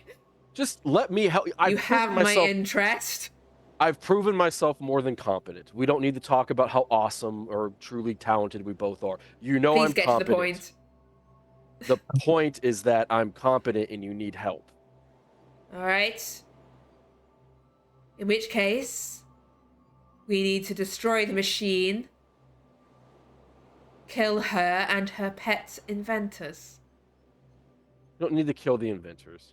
They can't replicate this without all the stupid stuff in those books. Those are good men. They can be of assistance to you. Don't throw the baby out with the bathwater. Fine. Destroy the machine. Destroy kill the machine. her. Kill her, yes. Subdue the inventors. Yeah, oh yeah, I'll slap the dog shit out of them if they get out of line. Yeah, oh yeah, yeah, no, they have, if they don't want to get punched, they should duck. My dad said that. He was a scholar. See, look, listen, Mr. White, listen to him threatening violence in other people. No, it's I think now. Sorry. I'm under the impression, as I was saying, Miss Ward's not as innocent as we've been led to believe. Mm-hmm. I mean, I'm fairly certain Pendergast's a monster. As do I think so. Yeah. If she's a monster. If he thinks she's a monster, what's going on here? As with everyone's heads. So, I think we should have to play this by ear, but I don't know what's going on. But I'm lost. I'm just saying it by ear at the moment. I mean, one of them, the two of them together, one pot calling the kettle black. I mean, they're both. Thing is, if one's going to kill the other, what if both were to go? I want to see, because I could be wrong, but I want to see how this plays out. But All right. turns out What are you two doing? You're just listening and watching? pretty much whispering, just keeping a distance because Nigel's still terrified of his partner. So we're keeping our distance. I'm at the front, so Nigel can keep his distance and have like a buffer between myself and his phobia. But basically, just eavesdropping and watching and listening. Yeah. Okay. And Avery, what are you doing? Well, the moment he says that Miss Ward and me are supposed to die is the moment where I'm turning around and moving straight back up those stairs. Okay. Yeah, you're heading back up. Miss Ward. Okay. So and Basil, you're still having this conversation with Pendergast like across the length of the main staircase? Yeah, well, I probably would have come down. Because I needed to assert myself. He's not going to talk to me like that. I'm Basil fucking Bloomsworth from Whitechapel. Do you know where they are? Who? Everyone else. They asleep? Okay. Yes. Alright. We should probably wake them all up at once and take them downstairs. That way they think that we're just going to start the machining or whatever. I know you're powerful. You can do that. I can do my thing. And I have guns. Might it not be easier to pick them off one by one? No, because no matter how we do it, it's going to be loud and then they're going to be running around. We can't control it.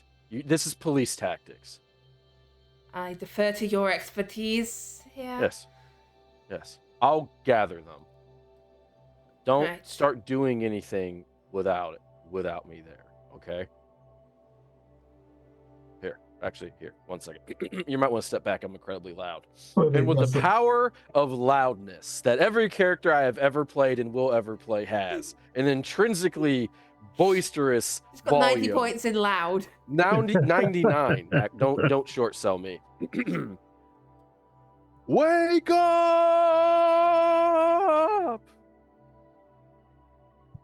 What is he doing?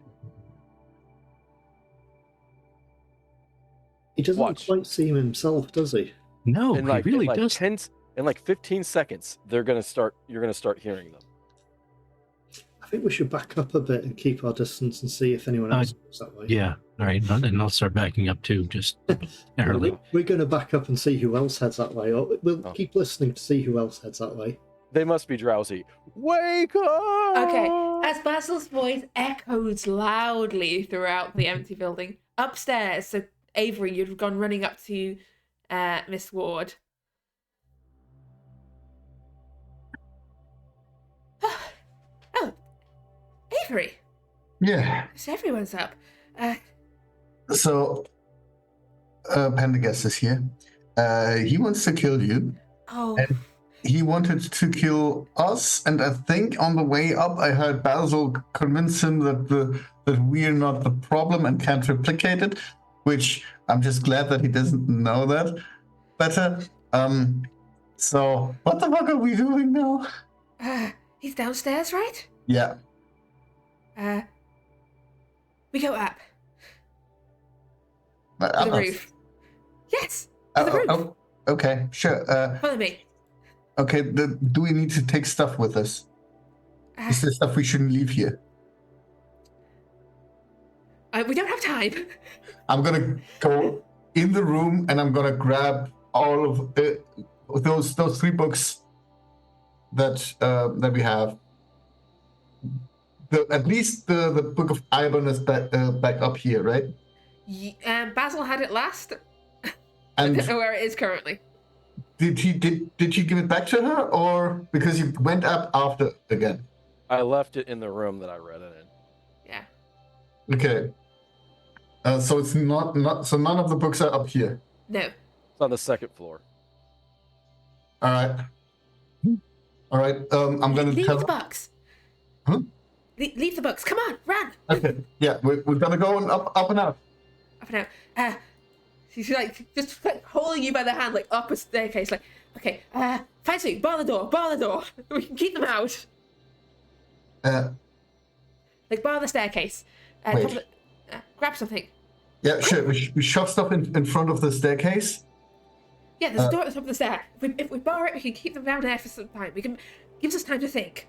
Okay. I knew I didn't have a good enough hold on Bloomsworth. Damn it. On who? No, nothing. Oh, it doesn't. Oh, everything is unraveling. It's all right. All will be well. He has the answers. How good are you at climbing? What are you climbing? I mean, outside the bushes, right? Yes? If we get down there and we can get to the car, I can drive us away and... Oh, no, we won't need a car. Why? The car's way faster than we can ever run. We don't need to run. We just need to get up. I have a plan. Oh. I have a plan. You wouldn't mean to call on somebody, would you? These are dire circumstances. You know what? This is not the sort of dire circumstances that requires that kind of an overreaction. Avery, I'm putting my life in your hands now. You and I... Exactly, and I'm really good at driving. So I'm gonna do this. We don't need to drive. Avery. And she's gonna like take you by the shoulders, and she's gonna kiss you. Okay. I'm going to be very confused. Trust me, Avery. My life and yours. We can do this together. I've known from the moment I laid eyes on you. This is what was meant to be. You and I.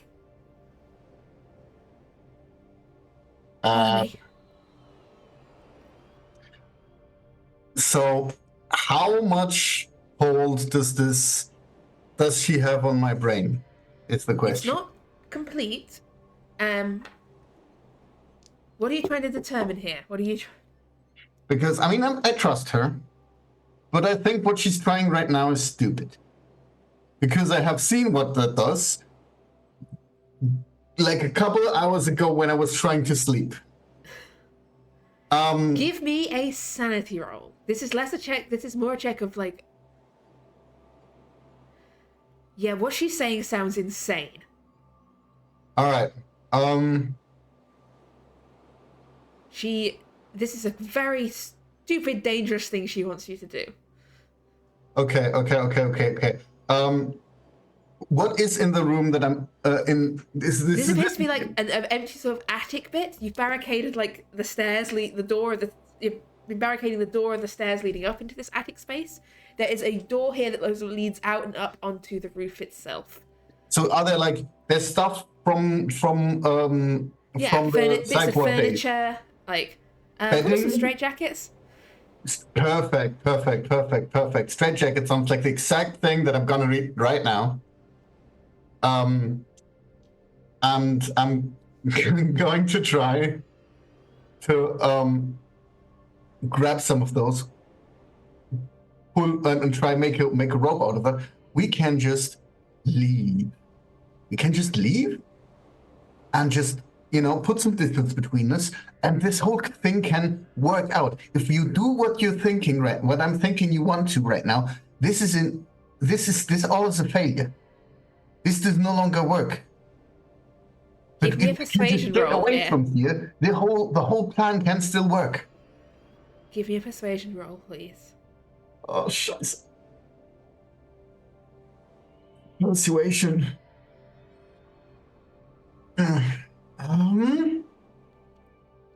No! I'm missing a couple of points of luck to make that work. Yes, you can. I'm gonna say you can push this. You can try really, and if you fail, essentially, like she's gonna start moving to Plan B with your brain.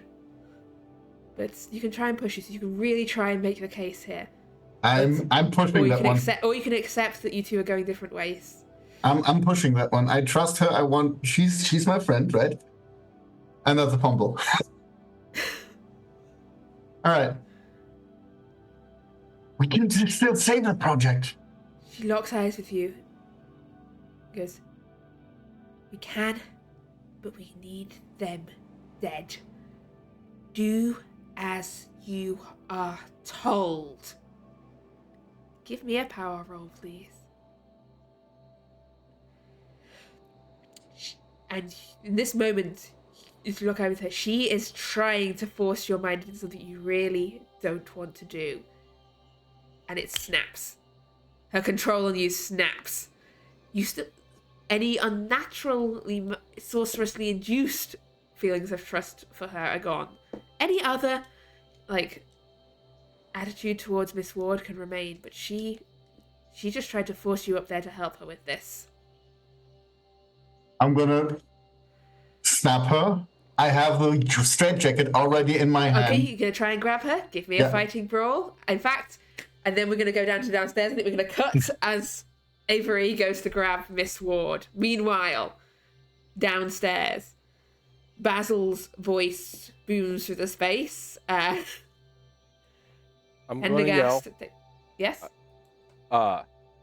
Wake up, everyone. We're going to do the experiment as we've all planned.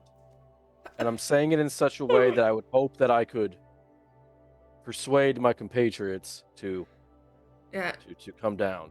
Nordstrom sort of appears at the top of the staircase, sort of yawning, like trying to like brush his head. Like, I thought we weren't doing it in the night. Come down. Well, no, just come. Yes, we're doing this. Come on down. Yes, yes. He sort of looks around like, where are the others? We're doing this. Like we're doing it. Sort of trailing behind him, like, what's going on? I thought.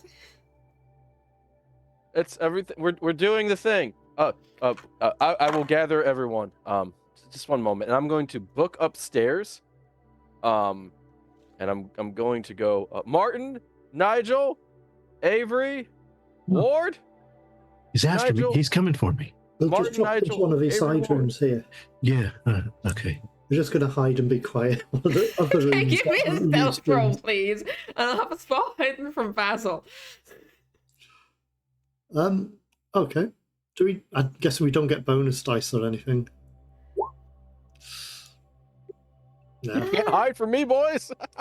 Let's see. I'll give you bonus die because it's dark. That's what I was thinking, and we're using rooms that haven't been used yet. Still a fail for me. Okay, you don't see Nigel. You do see Martin. Martin, I'm gonna lean in. Listen to me, okay?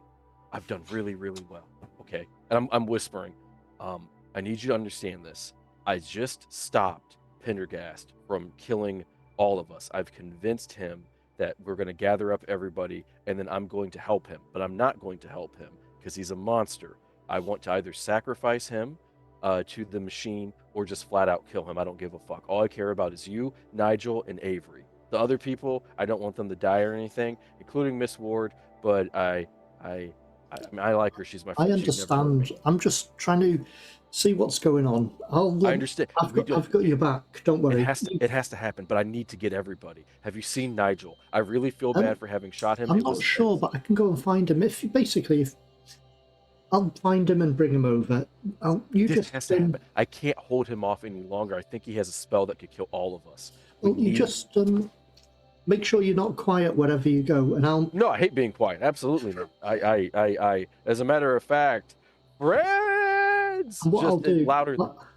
I'll find Nigel and I'll bring him, but we'll. Yes. Tell him I'm so sorry. A little bit, so tell him that I'm sorry. So he doesn't see. Yes. So he can't see us. We'll be there.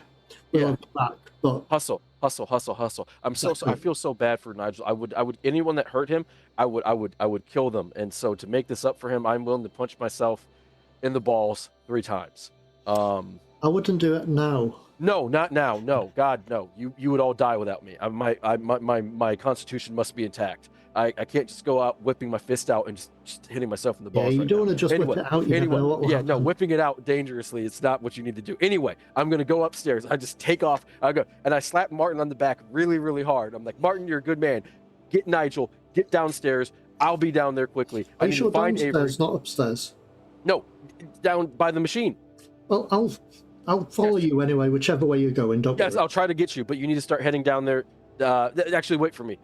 You're just anyway. Goodbye. And I'm gonna run up and start looking for Avery. Avery, Mrs. Ward. Avery, Mrs. Ward. It's time. So you're running upstairs. Where are Nigel and Martin going? Was I able to hear the dialogue between? Probably we're just there. Mr. White and Basil. Yes, yeah. You were just there, like just off, literally, like just out of shot behind like, the furniture. You were probably just behind the door. Okay. I was probably in front of the door and you were just to the side. How long will the phobia last? I mean, is there any chances starting to break? You're not absolutely terrified of him now. You're just not happy at your shot. If you lose any more sanity, it will reemerge. But for now, okay. You feel you can face up to Basil again. Okay, because partially because of what I just heard. Yeah. Well, okay, I'll force myself out. Well, we should keep our distance still and just see how it plays out. Yeah, okay. And join in when it's appropriate, when the timing's right, I think. We'll just hang back Okay. and get Okay. started All right. and see how this goes.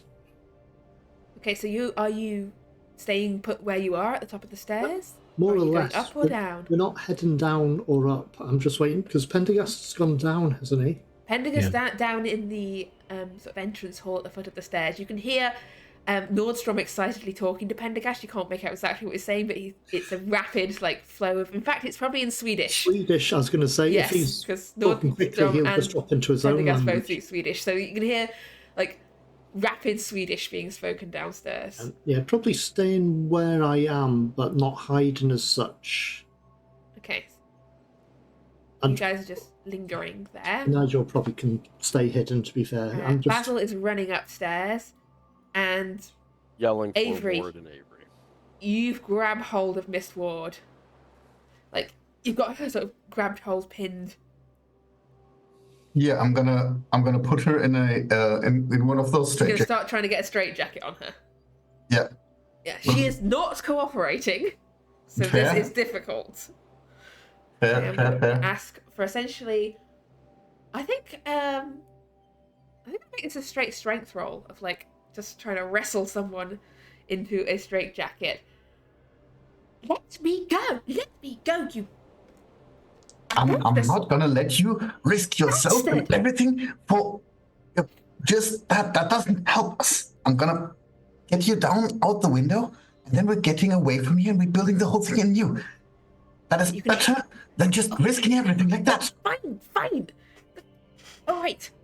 The jacket is not necessary. This will not make it easier for you to get out of a window. Fair. I'm gonna still drag her around, and I'm gonna try to lower her down. You know, the straitjacket is gonna be able to carry So her you're away. heading for a window, essentially. Yeah. Yeah. I'm basically trying to rope her down. You can hear Basil calling from the floor below. Yeah, I'm hearing him. I'm just gonna. What's going down there? We need to get away from here. Yeah, Basil, as you make your way upstairs, give me a Yes. listen roll, please. Okay.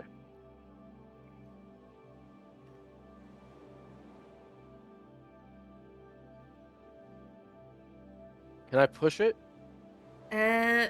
Essentially, this is more of an active, I can't think of a way that failing a listen roll would have negative consequences for you here. I would imagine that if I fail a listen roll, my echoes screw me up and I go off in the opposite direction. That would be a good idea. Yes. So yeah, you can push this. Push it to the limit. Can I spend the luck? Aha! You head off in the direction where you've definitely heard the echoes of movement of Miss Ward and Avery. At this point, I am going to say, and I am yelling, but not as loud. We can do this, everybody. We can do this. We can all work together and make this happen. Could I do a persuade roll? You can't do a persuade roll against Avery. He has his own free will. Understood. Could I do it for Ward? And Ward is currently being towed along by Avery, essentially. That's not an unfair point. Yes, he is currently making the plan. She is already not super keen on his plan, but she is currently being lowered out of a window. I'm going to ask for a climb roll with a penalty die here for this window-based climbing escapade. This is the most dumb thing I've ever done. It's going horribly wrong. In my list of things I saw coming today, I'm giving you 7 points of luck. This succeeds. it was not. Will. Okay, so currently, to recap, Miss Ward and Avery are climbing down the outside of the building using straitjackets as a climbing aid. Basil is searching for them on the floor below. Make me a luck roll, please, Basil. Oop! I thought I had made my way up to their floor. Okay. No, you were up on the floor below those, and you then went in the wrong direction because you heard gotcha. elsewhere. Yeah, no. The door to the floor they were on was barricaded. Okay. So you're listening around. You reach the end of the hall where you thought you heard them, and they're not there. Down on the floor below, Nigel and Martin are lurking. Do either of you two want to do anything? I'm quite happy lurking at the moment. I've got no idea what's going on. People are going mad everywhere. We'll wait until everyone gets together, I think. Pendergast and Nordstrom are down in the hall. Collinwood seems to be lingering some distance away. In fact, Collinwood comes edging back up the staircase, like looking around for you two.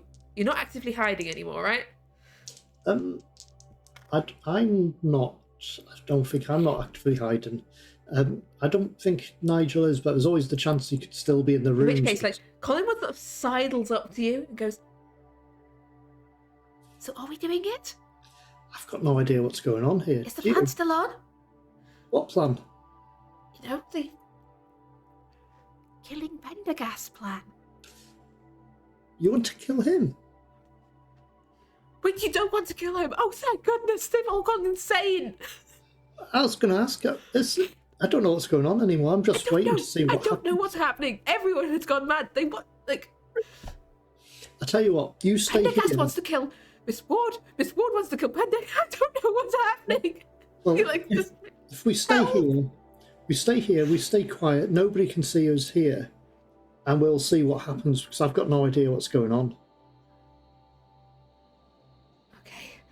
All right. Do you need me to do any role, Keeper? I'm trying to if you're not doing anything, then you don't need to do any rolls. If you're okay. I was just trying to calm him, basically, because he's losing his mind. Oh, he is not calm. He is not calm. But try a charm roll. I mean, I'm just trying to get him to settle. I'm not sure charm... He is not settled and he is not calm. There's a lot of panic. Everyone is running around in the dark trying to murder each other.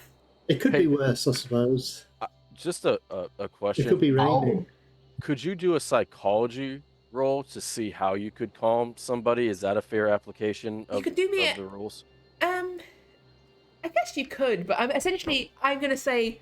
I'm just being social. I'm just trying to... He is not going to be calmed down at this moment. There is a lot of shit going on. I'll keep at it, but it won't get anywhere. It's okay. I'm quite happy as it is. At least just keeping him in this place would be a good idea, because we can see where everyone's going. Okay, Nigel, did you want to do anything? I'm still head off upstairs. Yeah, I'm still listening. I'm feeling a little better now that he's gone upstairs. In fact, make me a luck roll, please, Nigel. And Martin, you can both make me a luck roll here.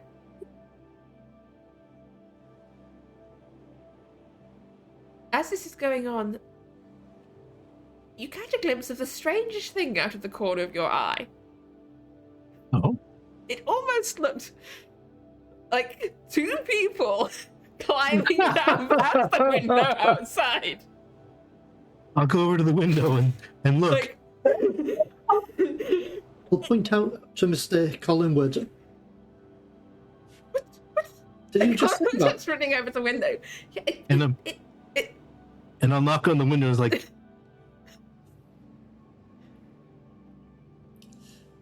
am I imagining things? Is Avery carrying Miss Ward?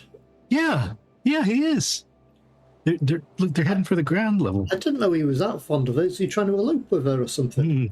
You know, I don't even know what's going on. Is Avery fond of Miss Ward? Apparently, they were holding hands recently. Well, perhaps things have developed. What's that place? Gretna Green. It seems a bit quick for an engagement, but you know. I know, but Gretna Green, apparently they get married there and stuff. That's a long way to go. It is, but it could be. That's just really... What do you think, Mr. Collinwood? I don't know. He's even more confused now. She's in a straitjacket, remember? She's in a straitjacket. I know, that's exactly what's even stranger. I thought I didn't know what was going on. Now I know even less. Yeah, exactly. All right, as you're having this debate, meanwhile upstairs, Basil, you have not managed to find any sign of Avery or Miss Ward on this floor. I'm just going downstairs. Like I'm quick quick-witted and good at talking. I can make this work. I'm just gonna go grab Nigel and Martin. Yeah, as you go downstairs, you find Nigel and Martin like both staring out the window. The fuck are you guys looking at? And I go to grab for my gun, but then I relax and like. Nigel, I'm Avery sorry I just shot you. carrying Miss Ward down the wall. Yeah. That's fine. Look, I knew that he was clearly in love with her, and it is what it is. That's fine. I'm hoping that they'll come back and help us. I was hoping for Mrs. Ward's magic. Well, if you're quick, you might catch him around the front.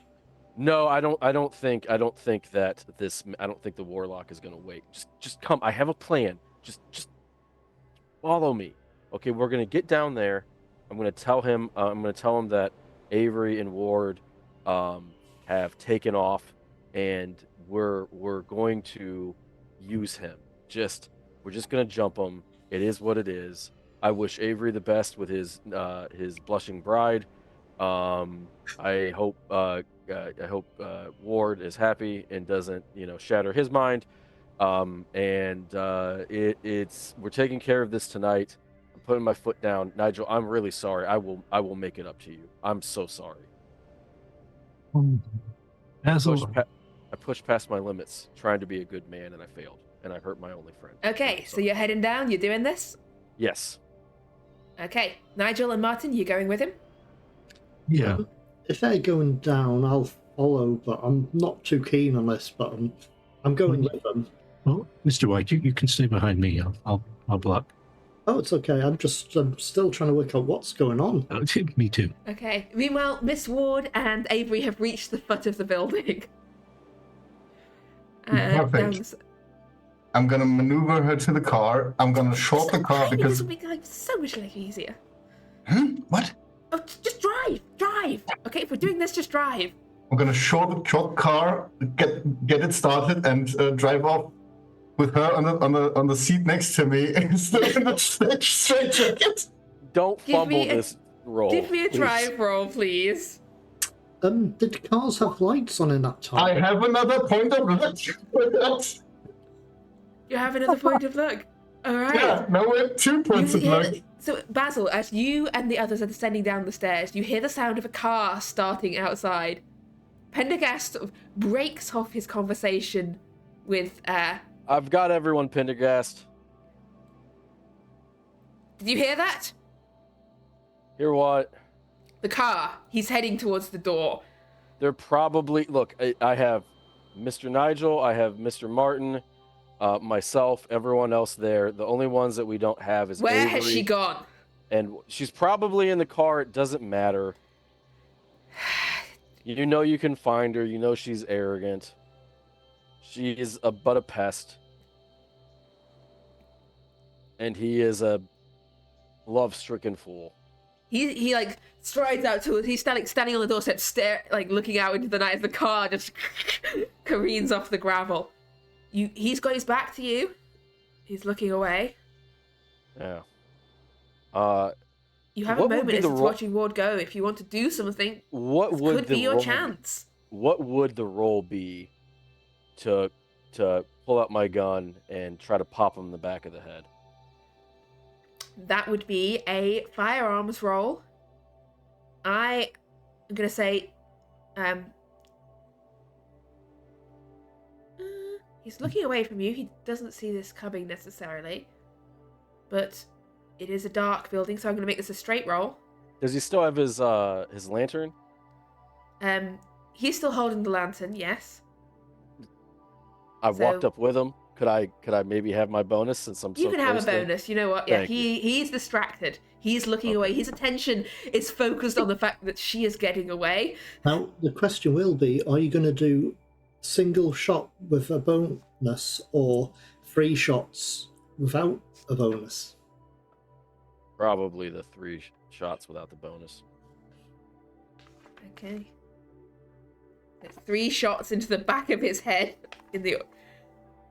Mm-hmm. If my guns are properly maintained and loaded, we've done all that. Okay. Oh yes. So just three shots. Yeah, you've known for for like a good quarter of an hour that this was about to end up with violence. So Yeah, prepared.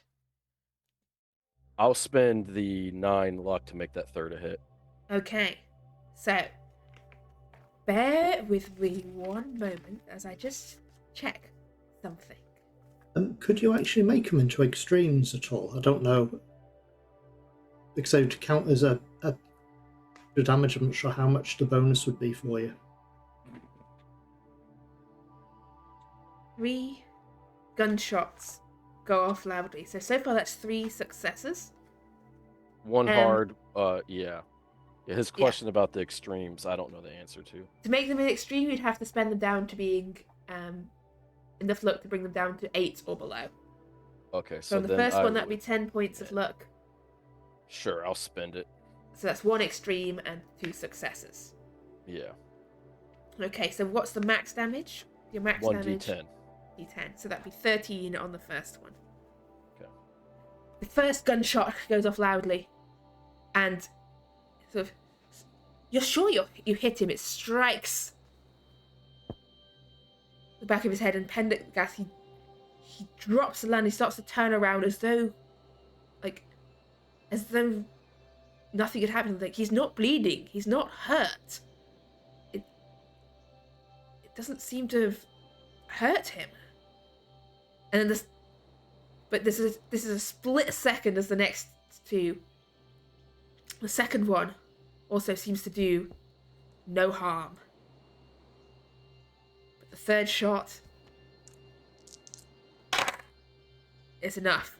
He staggers as the shot hits. He's still up on his feet. He's reaching to raise his own gun. Who is here and who is fast? Have I come? Nigel and I, we've come down, right? Yeah, Martin and Nigel are behind Basil on the staircase. Yeah, I'm just checking what your dexterity is. Oh, well, 50. I'm not particularly fast. But, Nigel, you have a split second to do something before Pendergast does something if you want. I have my revolver with me, and I would like to take my shots at him. Okay, so you're just gunning him down.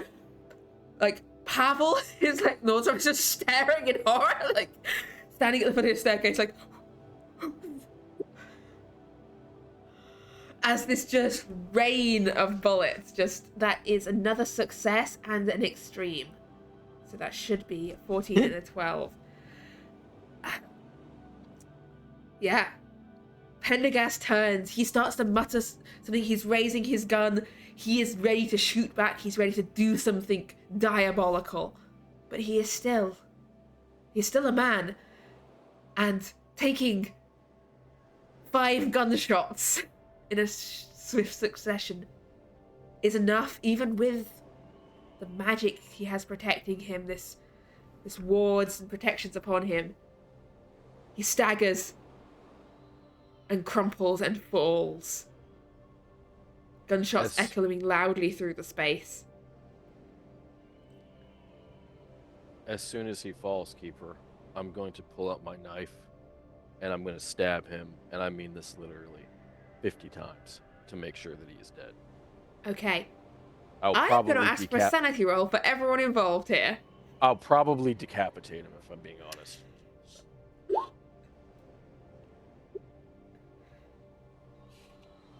Please fail. I fumbled. Oh, no. I fumbled my sanity.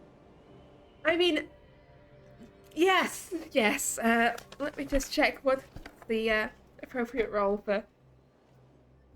I mean, I'm going to say you've already declared the results, essentially, of this. You are just knifing into this, and then start just hacking at, like, his neck. You are dismembering this corpse before their eyes. You will lose a further 3 points of your sanity. You are just absolutely lost in this desire to just destroy Pendergast utterly and entirely. Like, his blood splatters up onto your face. As I do it, I mutter one thing, and I'm doing it very calmly, almost, like there's a lot of force, not so much precision, but my body language is pretty relaxed. Like it's like the arm and whatnot is where the force is coming from, but from the rest of me is just very, very calm. And I'm just saying, I told you I'd win. I told you I'd win. I told you I'd win. I told you I'd win. Mr. Hargreaves, I think we might need to talk about your friend. Nigel, Basil is terrifying. I'm gonna say even successful sanity. No, it's just terrifying. For a moment, your fear just freezes, and then you get over it. Like for a moment, you almost consider just turning and running, but you manage to hold your ground. It's okay. Yeah. Which car's left, by the way, Keeper? Avery, which car did you take? The hire car? Would I have Collinwood's? hotwired either of them because I had the keys for the one of them? Or, Yeah, I would have just I can short it. That's not an issue. That's okay. Oh, well, I would have taken the one from Pendergast. Okay, you've taken Pendergast's car. Because I'd trust Martin, who has the keys for ours, more than Pendergast, and I wanted to get away from Pendergast, so I took his car. that would work. Yeah. Oh yes. Avery is driving off into the night with a woman in a straitjacket in the passenger seat. Hell of a honeymoon. Basil is dismembering a corpse in the hallway of an abandoned sanatorium, whilst Martin and Nigel watch. Nordstrom just sinks down to the ground, just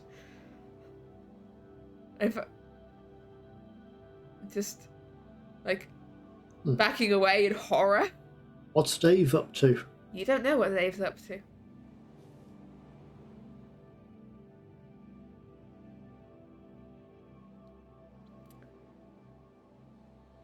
What happens next?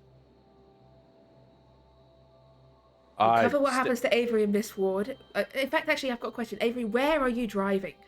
To the hotel, leaving a message for the others, like a written one. I think in my hotel room, and then I would continue driving towards London. Okay. So just drive through the night, basically.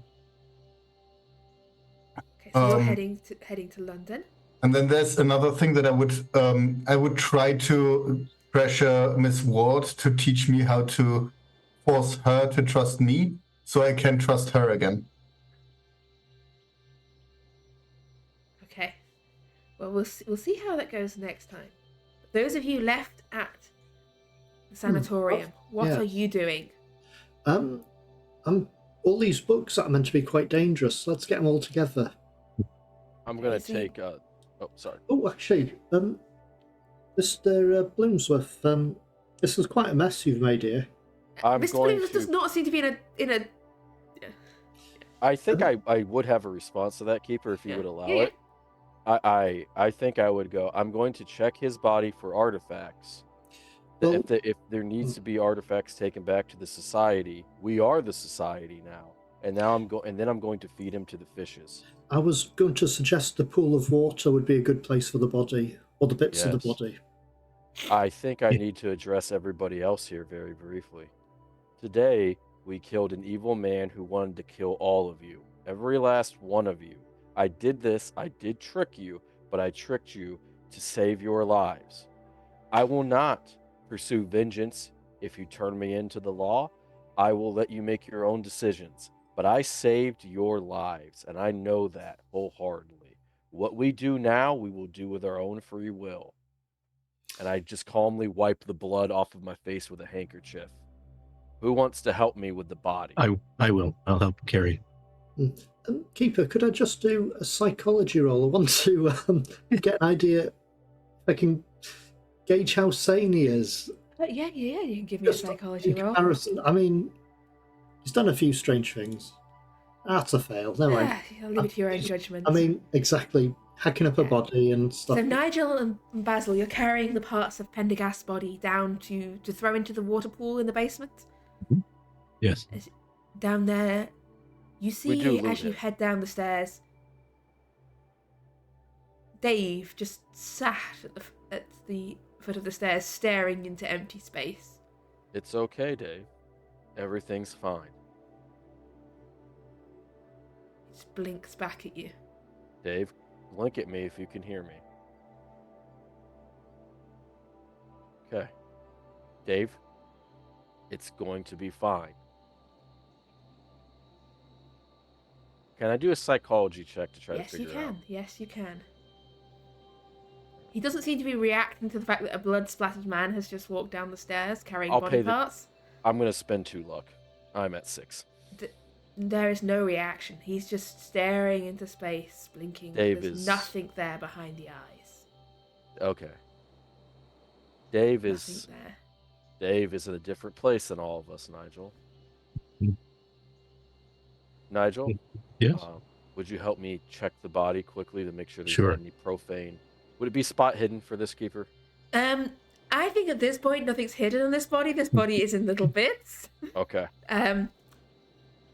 You find the keys to his car.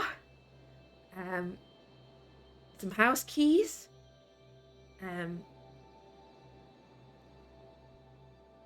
A very blood-splattered notebook. Save that. His gun. Well, he dropped that when he died. Some bullets. A very sharp-looking silver knife. Does it appear like Eldritch or Mythos, or is it just a nice silver knife? It's very sharp and like it looks like not like steel, like it looks like it's silver. Okay. Does it taste like it's been poisoned? No, not literally. I'm looking to taste. Yeah, I'm going to lick the knife. Blade. Yeah. No. Ow! Taste of knife. It tastes of sharp? Yes. And a silk handkerchief. Does it have his initials on it? Oh yes. What kind of gentleman would not have a monogrammed handkerchief? Yeah, that's staying on the body as well. Nigel, I did what I had to do. I understand. Yes, you throw the body parts into the water, sort of blood spreading. Behind it, you see the dark and gleaming metal of the machine. They did say that the sea hungered. It did. I should address them, I think. We should address them. We've heard that this man has preyed upon your kind for quite some time. We took his life as he meant to take ours. We want to be your allies. We want no quarrel with you. I want no quarrel with you. We have no prejudice against any iteration of your existence. Please remove this for us. And consider this an act of friendship. Nigel, would you like to say anything? I think you said everything that needs to be said. Nigel Hargreaves, my partner, agrees with me. He is also your friend. So as the bloodied body parts sink into the water, as Martin gathers up the books, as Avery and Miss Ward elope off into the night. My last question before we end tonight is, what do you intend to do about Nordstrom and the machine? I want to have a conversation with him. Is this going to be a difficult decision to make, in which case we will cover it next time? Because I want to talk to him and Avery to see if they can make the machine work. And Avery's not there. Okay. Right. So we will cover this in the future. But for now, yes. The bloodied, dismembered body of Pendergast sinks into the ocean, down into the grateful grasp of those he had spent years hunting. And a wrong has been righted. A monster has been slain. And that closes at least this semi-chapter. There's still a lot to be wrapped up the week after next when we return. But for now, all of my investigators, we are the London Esoteric Society now,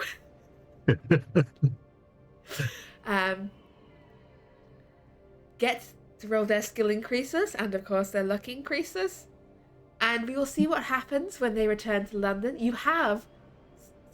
So far, one part of the society is off with Avery, one part of the society is dead, and Colin Wood is with you. You've got Colin Wood. Yeah. So we will see what happens next time with the society itself. But I would just like to say that of all the ways I thought tonight might go, this was not necessarily it.